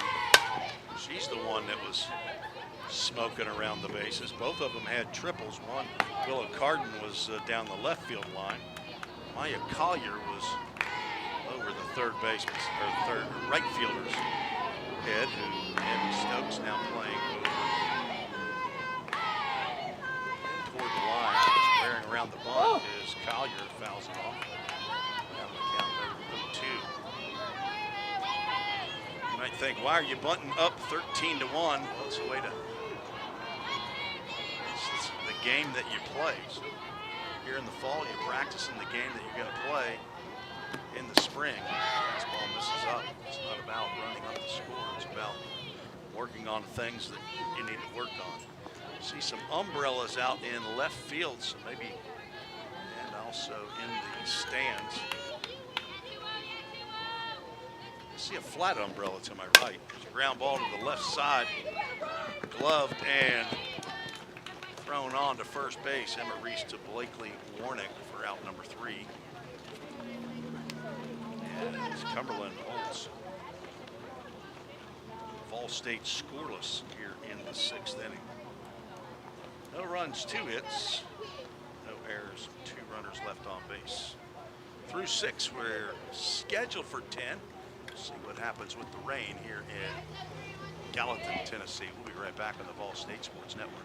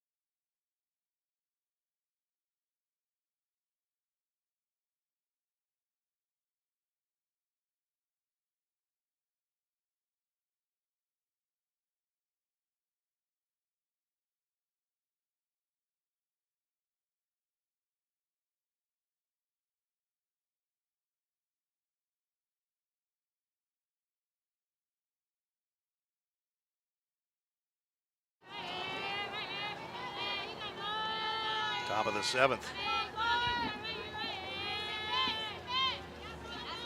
Sharice Nichols back out in the circle. It's called strike. Riley Bartley. 3rd inning of work for Nichols.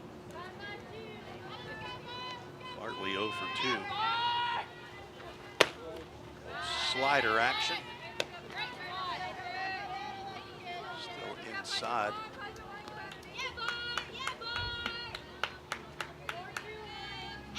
It's a Wildcat from Clarksville High School. Wind starting to pick up. Ground ball foul down the 3rd base line. Lydia Kirby handling the hot corner down there, wearing the mask. As you'll see some 3rd base ladies do from time to time. Count goes 1 ball, 2 strikes.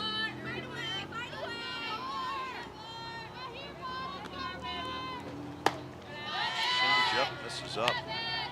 A little bit of an unorthodox pitching motion by Sharice Nichols. I was about to call down here and say, is this still Miss Nichols in the circle, and then as soon as I saw that little side angle action, I said, I believe that is. Brooklyn Levin is scheduled to pitch as well. Not sure if this is going to be the final inning for Nichols. So far she has done well. 2 balls and 2 strikes still to the leadoff batter here in the top of the 7th inning. Ground ball to third off the glove of Kirby. She's not going to have a chance to get Bartley there. It's going to be an infield single. Tough play there for Kirby. She got a glove on it, but it was as it was extended to cut that ball off from getting into left field. She did a good job just to knock it down. So infield single on my score sheet. Third hit of the game for Cumberland brings up Emily Sievers with Emma Reese on deck. Over the head of Sievers.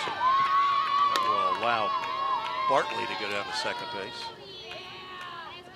Wow pitch.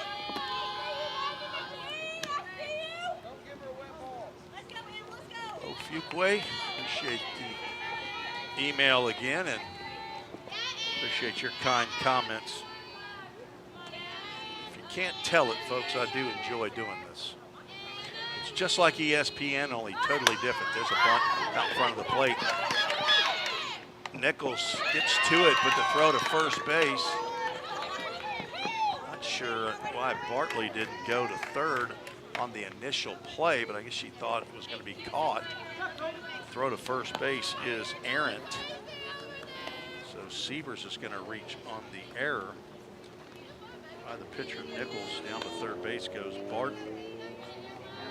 On the bunt, Alyssa Costley wants to come out and have a chat with Sharice Nichols. Costley was a pitcher here at Vol State for a little while. Not sure what she's going to do. Maybe we're going to make a change. Maybe there's a communication device that they use. Sure what she put in the back pocket of Sharice Nichols. More information I'll have to gather when I chat with the softball folks from time to time. Brian Drake, assistant coach, not here today. Slider misses up. I call it a slider. It's got that spin on it. Maybe softball aficionados don't call it that, but I'm a baseball guy, so I can't help it. Emma Reese hit a solo home run in the third, struck out looking in the fifth. Swings and misses there. Looking for a 3-run jack on that swing. Comes up empty.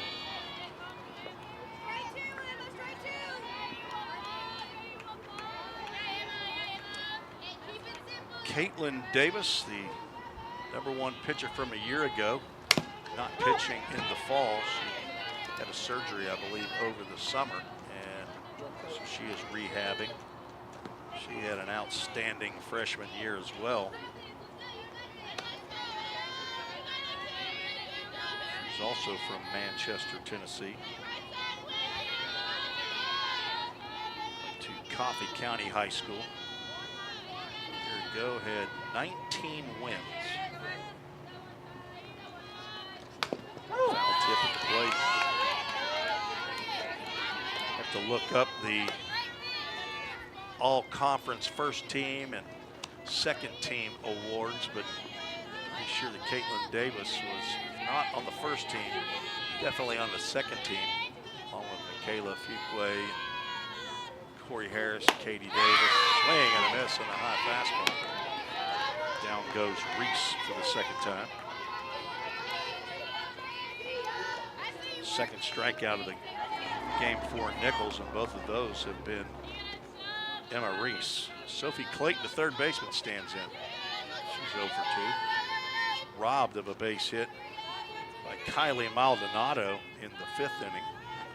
Diving play. There's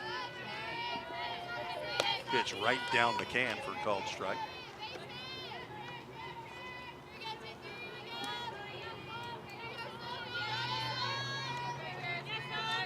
Maldonado still in right. Robinson in center. And Dillard in left. 13-1. Ball State leads here in the top of the 7th inning.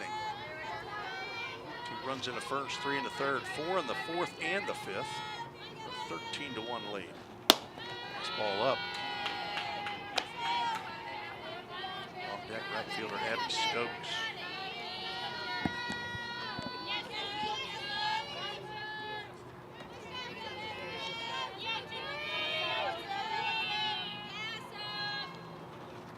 Popped up and behind the press box. We need some more softballs. Lights are on here at Nichols Softball Complex. 3:44 by my watch, and still anticipating some rain coming in. 2-2 pitch coming from Nichols. Line drive, that's going to be caught by shortstop Amaya Collier. Back to first goes Severs. 2 outs. Plate now 0 for 3. Brings up the 9-hole hitter Stokes. Struck out looking in the third and was hit by a pitch leading off the 6th. Runners at first and third. Swung on and tapped foul at the plate. Callie Bueller, who started this game, was a DP. Now behind the plate as Lydia Kirby came out to play third base. She's in for Willow Carden at third. Maya Collier at short. Avery Wright at second. That ball's going to get into center field, and an RBI single for Abby Stokes. There's runners at first and second. 13-2.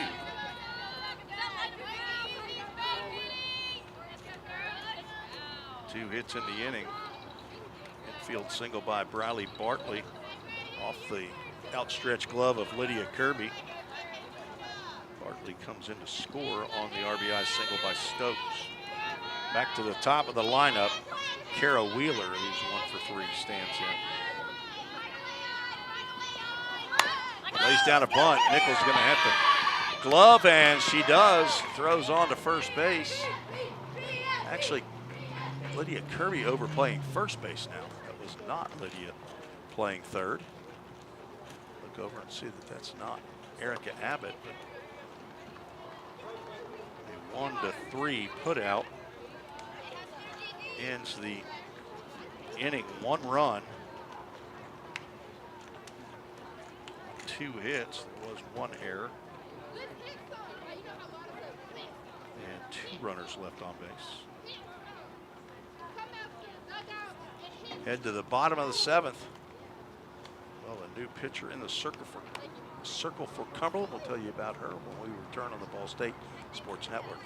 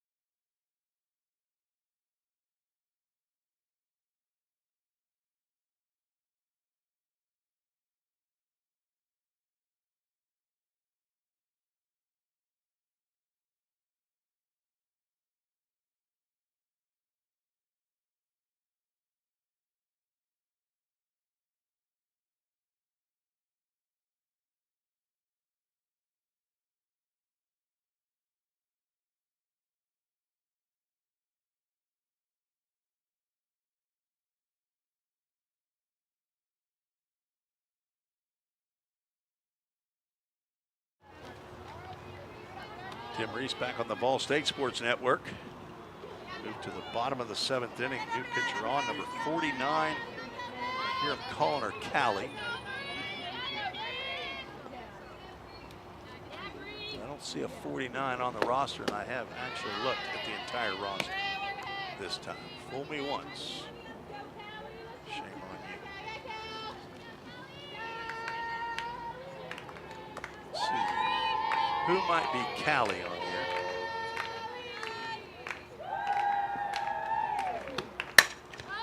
Popped up by Callie Bueller. That's who they're yelling for, is Callie Bueller, the batter. I thought it was Cumberland that was hollering for the new pitcher, number 49, but it's not. Don't have my voices down yet. Should have known. Bueller flies out to center field for out number 1. Caitlin Dillard stands in for her second at-bat.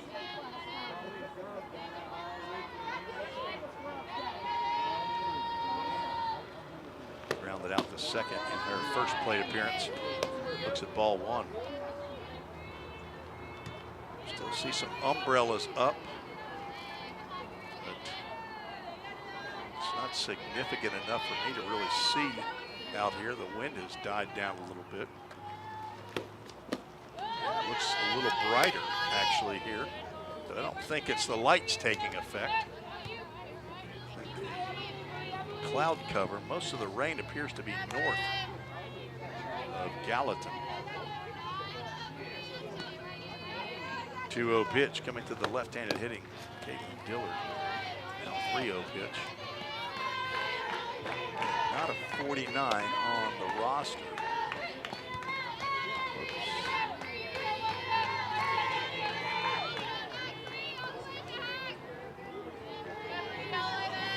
Maybe Bree that I'm hearing. There's a Bree Voss that's showing on the roster at the bottom. Ball 4, 1-out walk for Dillard.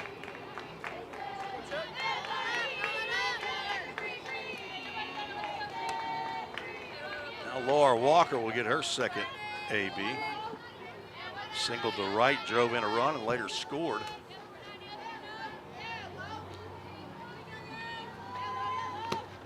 Swing and a miss. The hard slider. I'm going to go with Bree Voss. Bree, B-R-I-E. I think I hear Cumberland dugout hollering for Bree. Changeup misses high. Just not easy to do. Laura Walker, gotta be at least 5'10", 5'11". They don't have heights on here. I'm gonna have to get that information added to the roster. Not going to ask these young women how much they weigh. Popped up, should get out of play, maybe get off the roof of the press box. Baseball, you ask, you get the height and weight of the player. It's kind of not suitable in women's sports.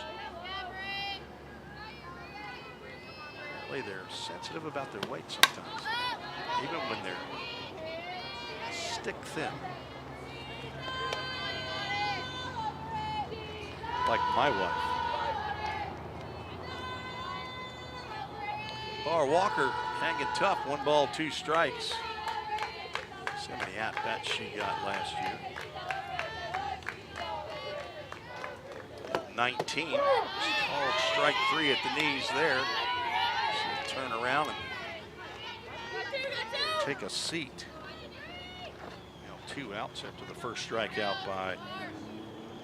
Going with number 49 is Bree Voss. Again, if you're related to Bree, or you know that is not her, then send me an email to treesports@gmail.com. As you can see, the sun is peeking through the clouds. Avery Wright back up for her second plate appearance. Singled in the 5th.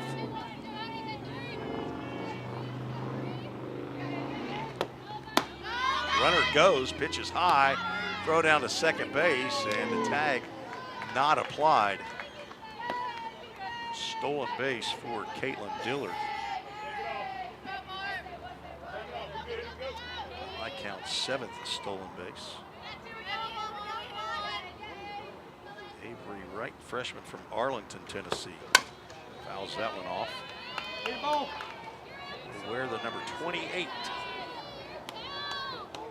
They actually put uniforms on. That's what she shows on the roster. If you want to go see the complete roster, you go on the Vol State Pioneers athletic website, pull up the softball team. 4 athletic teams here at Vol State, men's and women's basketball, softball and baseball. Many are hoping that the new president, Dr. Wendy, is going to add some more sports here at Vol State as Avery Wright swings and misses back-to-back strikeouts for Bree Voss. Ends the 7th. No runs, no hits, no errors. 1 runner is left on base. We're through 7. We're scheduled for 10 here in this scrimmage. Lady Pioneers lead 13-2. This is Tim Reese, and you're watching Vol State Sports Network on YouTube.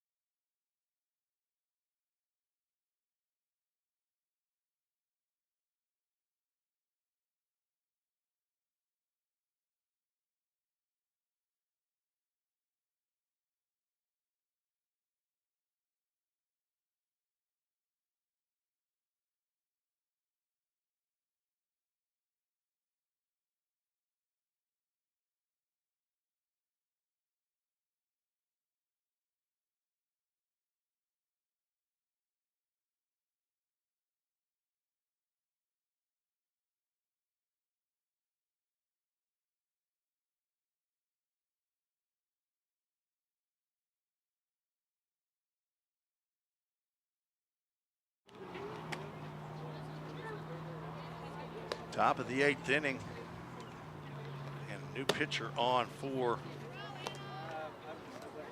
the Lady Pioneers, Brooklyn 11, the 3rd pitcher. On for head coach Christian Lynn. It's assisted by Alyssa Cosley and Brian Drake. Brian not here today, but Alyssa is here. Manager this year, Wes Buckner, helping out the squad. Brooklyn 11, sophomore transfer from Chadron State College. She's from Littleton, Colorado. First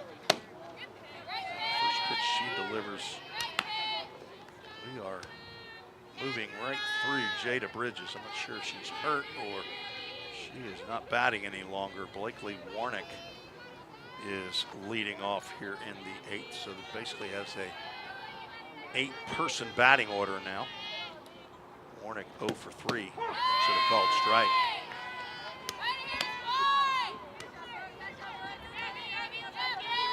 Not sure if I still have to look and see if she's out there playing in left field.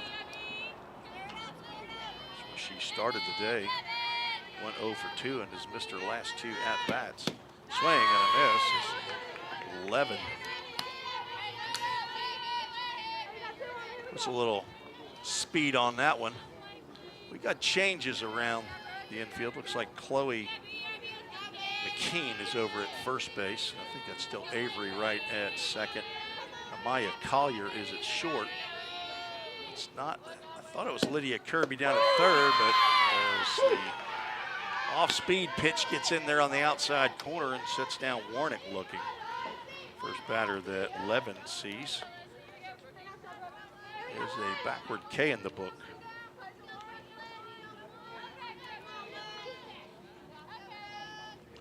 Three innings for Nichols, Sharice Nichols. Gives up 3 hits, 1 run. As Leslie Bartoli stands in, she fouls the first pitch she sees. Off to the backstop, she's 0 for 3. Ground out. Grounded into a fielder's choice, reached on a fielder's choice, and then lined out to the shortstop.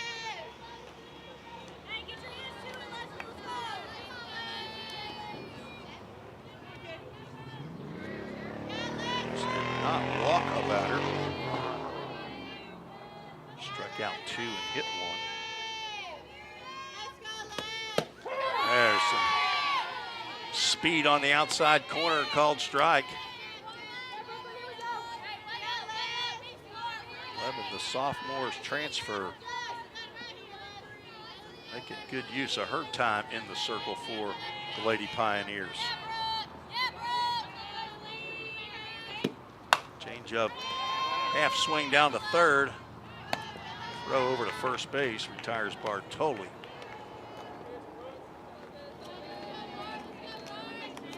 Totally fooled on that change up. Check swing, got a hold of the ball. That is not Willow Carden down at third. It's not Lydia Kirby at third.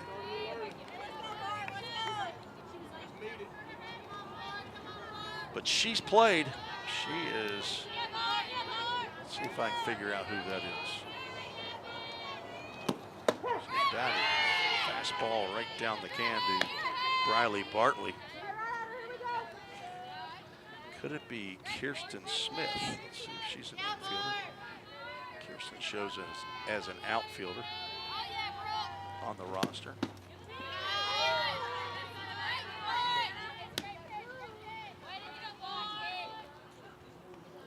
Well, I wonder if it could be Callie Bueller.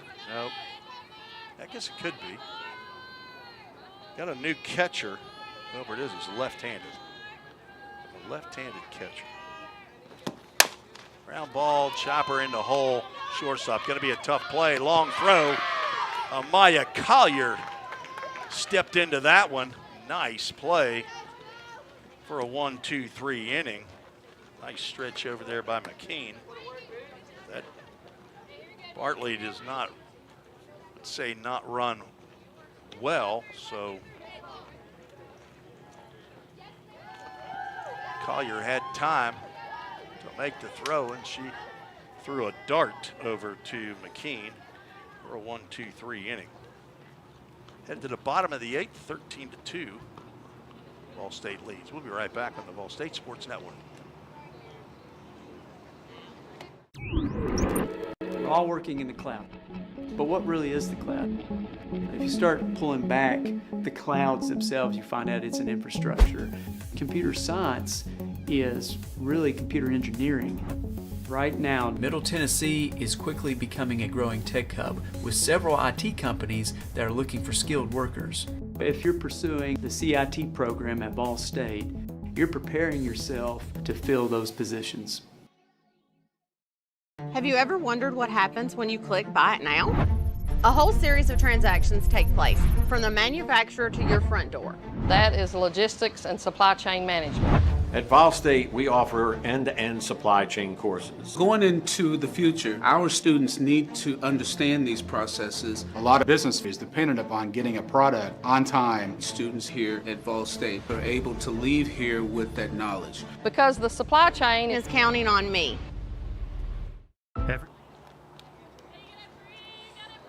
Figure we try to check out some of the commercials here that I have available. Some Ball State, different departments and commercials that we have. Baseball.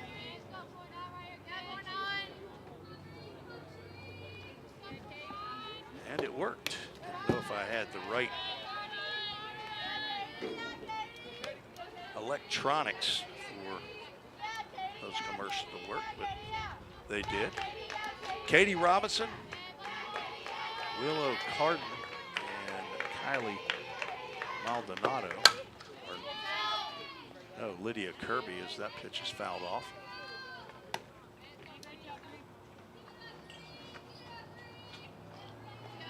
See if Lydia has stayed in the game or if somebody has taken her spot. Whoever that left-handed catcher is.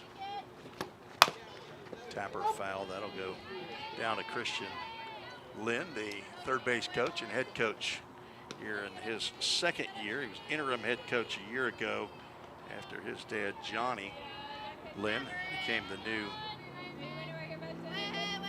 men's basketball coach here at Vol State. There's a nice pitch on the outside corner, and that will retire Katie Robinson. There's 3 strikeouts in a row for the young lady that I believe is Bree Voss.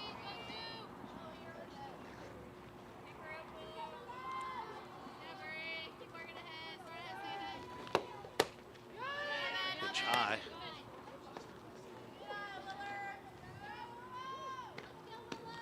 It's not Lydia Kirby. It might be McCain. Again, she can bat in a different spot. There's a call strike on the inside corner.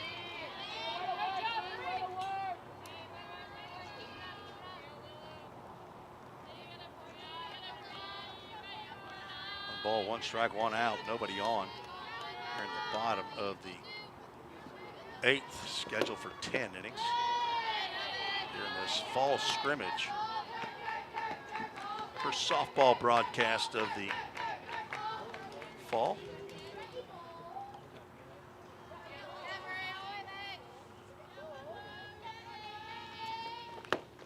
Had a good swing on that one, just got under it a bit. Did Willow Carden. She's 1 for 4 today. Triple down the left field line, drove in a run in the 4th.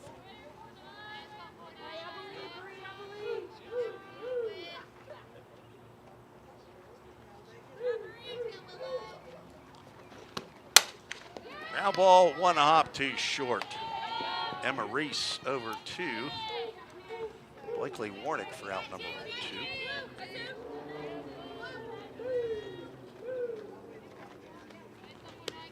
That is still Jada Bridges out there in left field, so she's playing field but not getting to hit.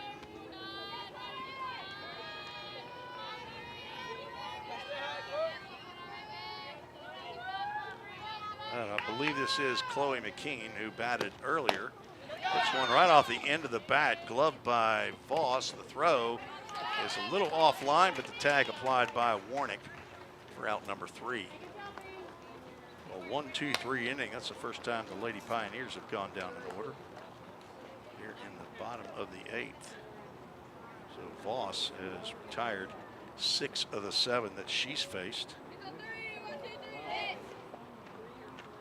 We'll take another commercial break. Listen to the Vol State Sports Network.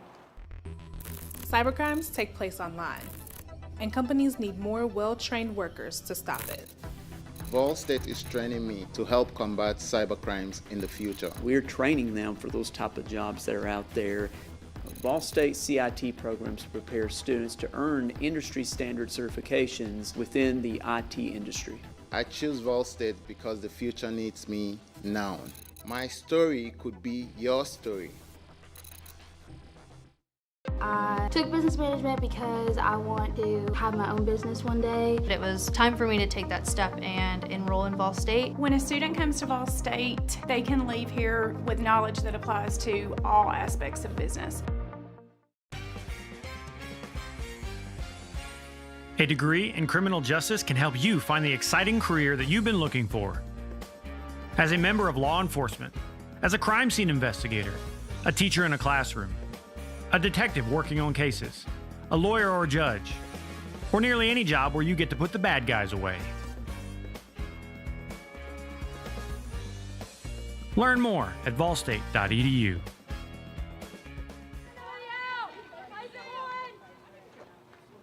Top of the 9th, 13-2, Lady Pioneers lead over the Cumberland Junior Varsity squad.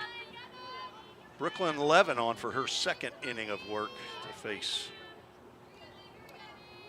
6, 7, and 8 in the lineup. Emily Severs, Emma Reese, and Sophie Clayton. Swing and a miss by Severs for strike 1.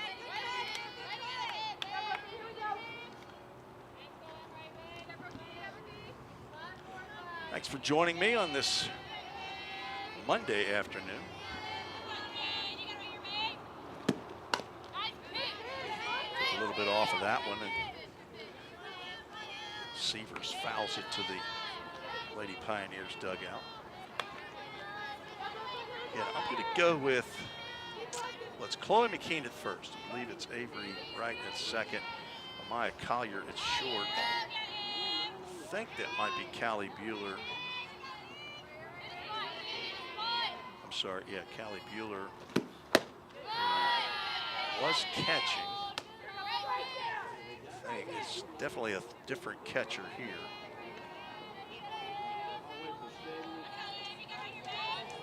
Callie might be over at third base.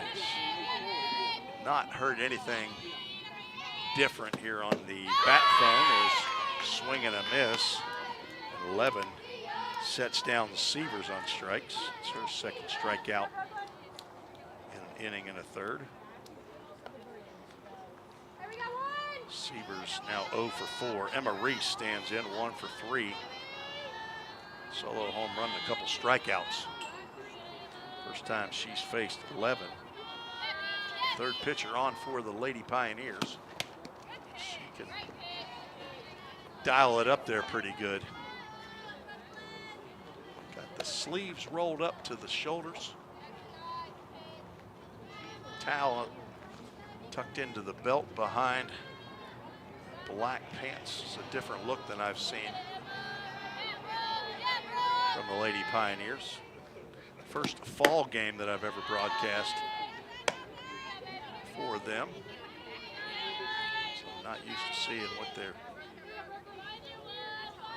wearing in their scrimmage games or even what they're wearing for practice. But game time temperature was 89 degrees. It's now down to 80. There's a ground ball up the middle, and that will sneak on through into center field. Is a new center fielder. And Maurice now 2 for 4. Fifth hit of the game for Cumberland.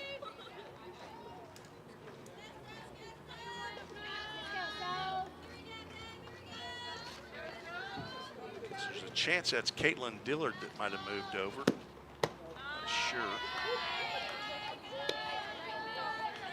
I'll get to know these young ladies as the fall moves along, and hopefully by spring when I get a chance to broadcast some, or maybe by that time we found a student here, somebody else that able to broadcast the ladies softball team. Lined out of play to the right side. There's possibility of 3 different broadcasts that could happen for Vol State. 3 of the 4 teams could be playing at the same time. Now both basketball teams can't play on the same court at the same time, so we can't broadcast 2 basketball games, but baseball games, softball, and either men's or women's basketball could be going on at the same time. Good thing about the Vol State Sports Network on YouTube is it'll take up to 3 live stream broadcasts at a time. Don't think we've ever done that. Popped up out of play, another foul ball off the bat of Sophie Clayton. She's 0 for 3, strikeout, fly out, and a line out. Lose 2 balls and 2 strikes with 1 out and 1 on here in the top of the 9th inning. Brooklyn 11 looking for a do-dat double play. Ground ball, foul, backhanded by our third baseman, that I'm guessing is Callie Bueller.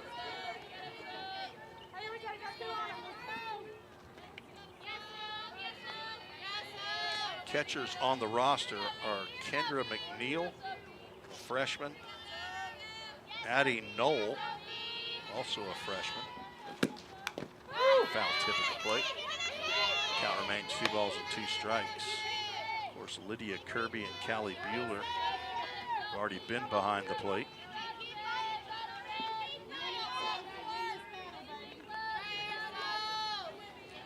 Bueller shows as a utility player, as does Michaela Fuqua and Lydia Kirby.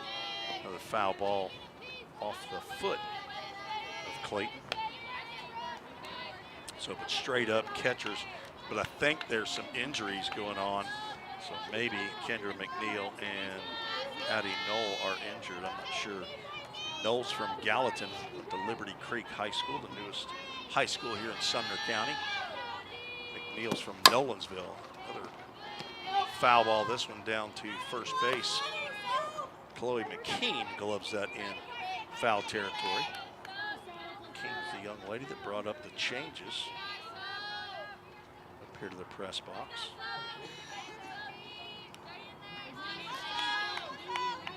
She's a freshman out of Fayetteville, Tennessee, Lincoln County High School. A little larger roster this year than it was last year. Ground ball to third, gloved by Mueller, throw to second as Avery Wright just gets to the bag and collects the throw in time before the hustling Emma Reese. And get the force out.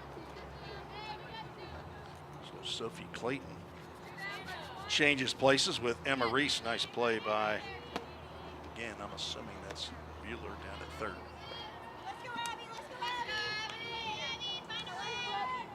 Tell Christian Lynn now on, if I'm going to broadcast, he's got to have numbers on these jerseys. So not sure if he just doesn't have those available yet. Abby Stokes, number 9 hole hitter, stands in. She's 1 for 2. Swings at the first pitch, fouls that one off. Cumberland University, a 4-year school in Lebanon, Tennessee, Wilson County. Many years ago, at least 40 years ago. Not sure when the change was made, but it used to be a junior college, Cumberland Junior College. Back when I played baseball at Belmont, that's exactly what they were. Line down the right field line, that's foul. Count goes no balls and 2 strikes. 2 of my best friends in high school growing up, Cincinnati, Ohio. Ended up coming down to play for Woody Hunt at Cumberland Junior College in the late 70s, early 80s. David Stober, Rick Reynolds, a couple infielders from the Cincinnati area. Swing and a miss. And down on strikes for out number 3. They're going to throw down to first base to complete the out. So the second strikeout of the inning and the third strikeout for the game for Brooklyn Levin. Retires Cumberland in the 9th. Again, we're scheduled to play 10-inning scrimmage. No runs in that inning, 1 hit. No errors, 1 runner left on base. Let's see if my math is right. 1, 2, 3, 4. 5 hits in the 9 innings given up so far for Cumberland. We are headed to the bottom of the 9th. New pitcher on the mound, or in the circle. It's my first time I said on the mound. Trying to see if I can get through a whole game without doing it. We'll be right back on the Ball State Sports Network.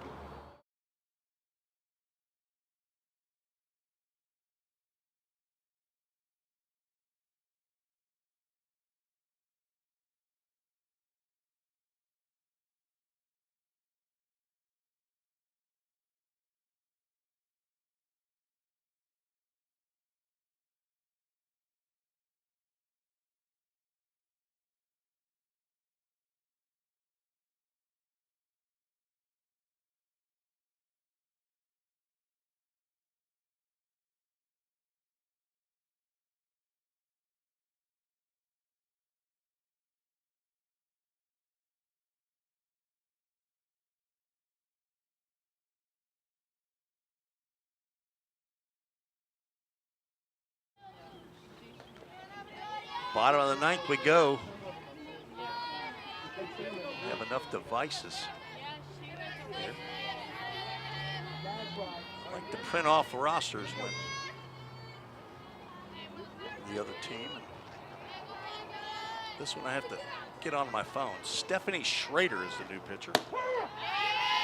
She delivers a strike into Kylie Maldonado.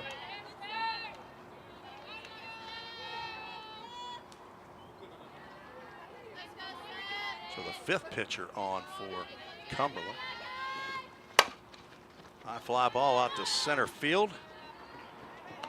As Kara Wheeler, I assume, is still the center fielder, makes the grab for out number 1. All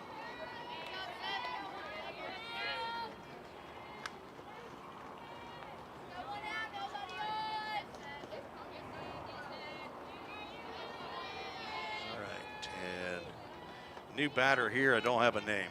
Batting in the Erica Abbott slot. Although she looks like, I don't know, I hate to guess. Split grip batter. It's the blonde hair with the triple ties. It also doesn't help when they start batting out of order.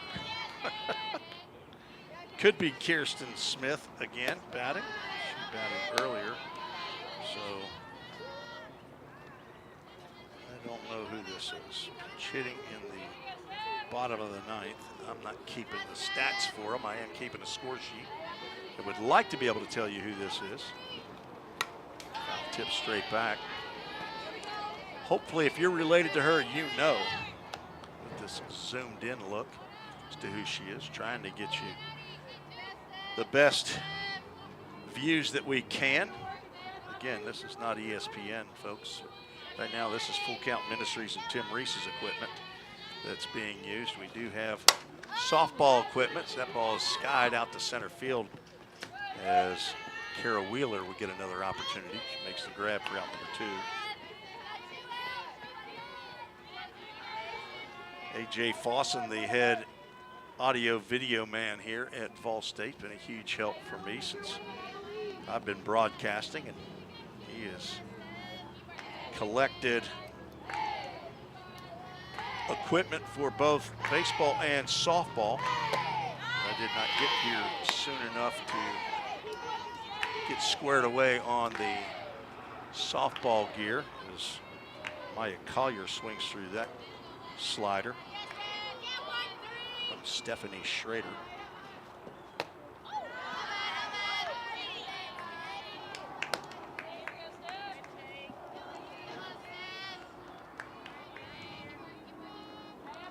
Again, the 5th pitcher on. She's on as Bree Voss had very successful 2 innings of work. Just missed with that count, goes 2 balls and a strike. Voss, 2 innings, did not give up a hit or a run, walked 1, struck out 3.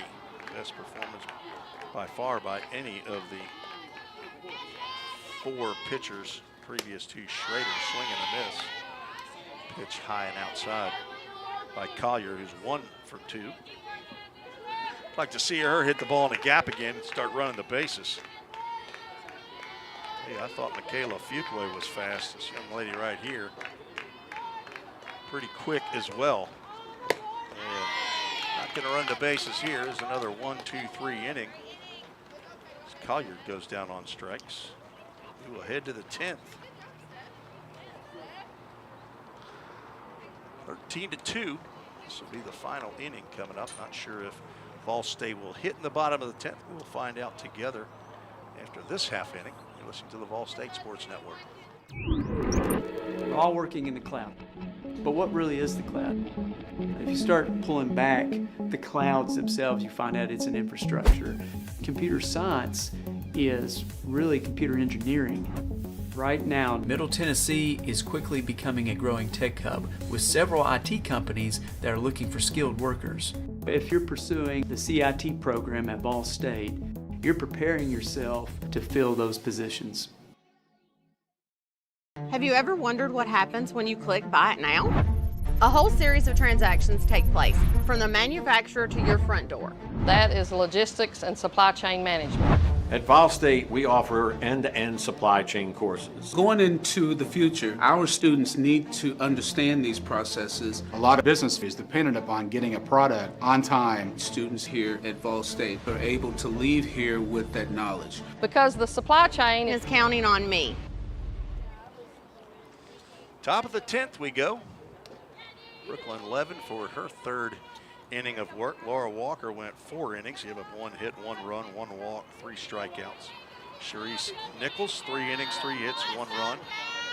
No walks, 2 strikeouts. Did hit a batter. Brooklyn 11 so far has given up 1 hit, struck out 3 batters, no runs allowed. Top of the order for Cumberland, Kara Wheeler. And they'll move down to Blakely Warnick. So Jada Bridges won't hit again. swing and a miss on a pitch outside by Kara Wheeler. She's 1 for 4. Couple ground outs back to the pitcher. Reached on an error and a single into right field. Played excellent in center field. 11, the sophomore transfer from Chadron State College. I don't know where Chadron State is either. Again, we have to get a research staff on that.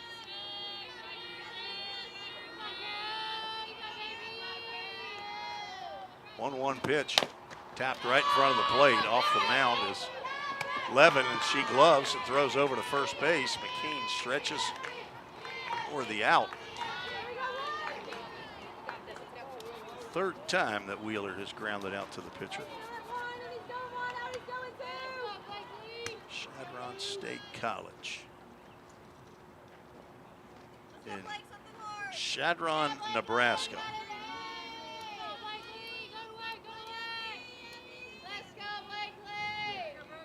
Blakely Warnick.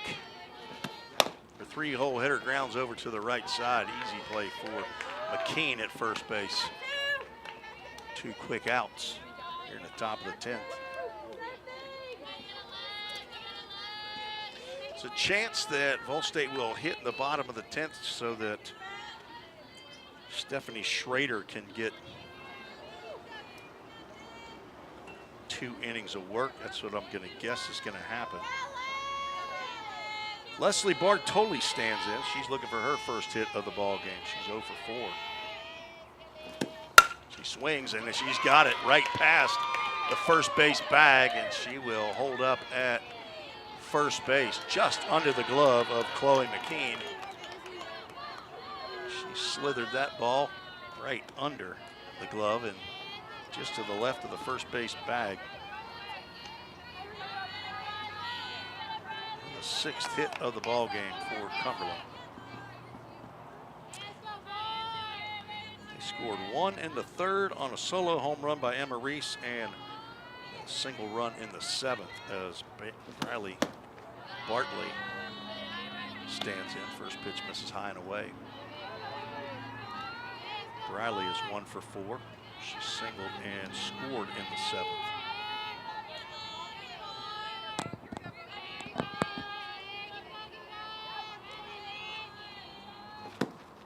Changeup swung on and missed.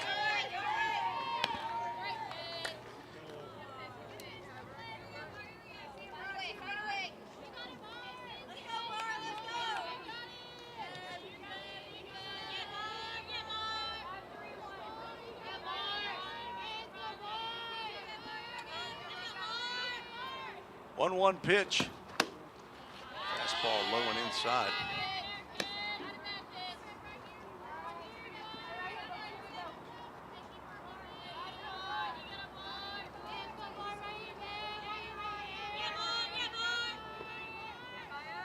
Two one, 2 outs. Another changeup swung over the top, and Levin is strike away from finishing the top of the 10th.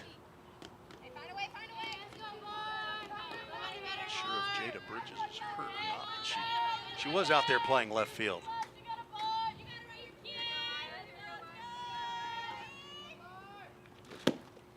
Change up in there for a called strike.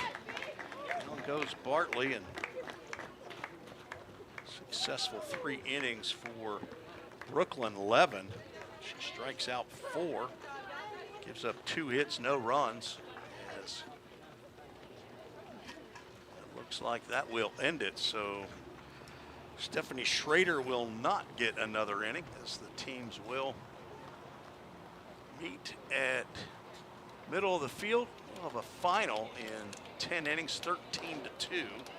Lady Pioneers, as stars of the game, Michaela Fuqua, 3 hits, 3 runs scored, 3 stolen bases. Chloe McKean, 2 doubles, 2 runs scored, an RBI. And let's see if anybody else had 2 hits or more. I don't see on my very ugly score sheet that there were additional duplicate hitters, but Brooklyn 11 with 3 innings of work gives up 2 hits, no runs. Did not walk a batter. As I said, struck out 4. So Laura Walker, Sharice Nichols, and Brooklyn 11, 10 innings, 6 hits, 2 runs, 1 walk, and 9 strikeouts, 1 hit batter. Those are all unofficial results. That is according to my score sheet. So trying to get the schedule up. There we go. For the lady softball team, they will travel to Bowling Green, Kentucky on Wednesday to take on Western Kentucky. 5 o'clock start time doubleheader. So if you're in the area, take the short drive up to Bowling Green. 45 minutes to about an hour and 15 minutes, depending on where you are here in Middle Tennessee. Then they'll be at MTSU. That's a week from Saturday. So they've got several days off before they travel to Middle Tennessee State University in Murfreesboro, where the baseball team will be on Sunday to play in another showcase. And the next home game is on a Friday, I believe that is. Make that, what is that? Oh, the 3rd is actually Thursday. So that will be a Friday. Lindsey Wilson right here. I've got it on my calendar to broadcast in case somebody else is not able to do that. So that will start at noon on October 11th. That is a Friday. They also play Trevecca on Saturday, October 19th. I think that conflicts with baseball, so I don't think I'll be able to do that. Maybe we can find a broadcaster to broadcast those games as well. So at least try to get you the home games on the Vol State Sports Network. But it's been fun, and thankfully the rain held off, and it looks beautiful outside right now. Here is Wes Buckner is on the tractor ready to drag the field. 84 degrees showing here in Middle Tennessee. Lady Pioneers get it done 13-2 against the junior varsity squad coached by Lauren Powell of Cumberland. Appreciate you joining me here on the Vol State Sports Network. It's fun when I can see that there's actually people watching and listening. I'll try to be back as often as I can for Athletic Director Bobby Hudson and Head Coach Christian Lynn. This is Tim Reese, been broadcasting on the Vol State Sports Network on YouTube. God bless you, folks. We'll talk to you soon.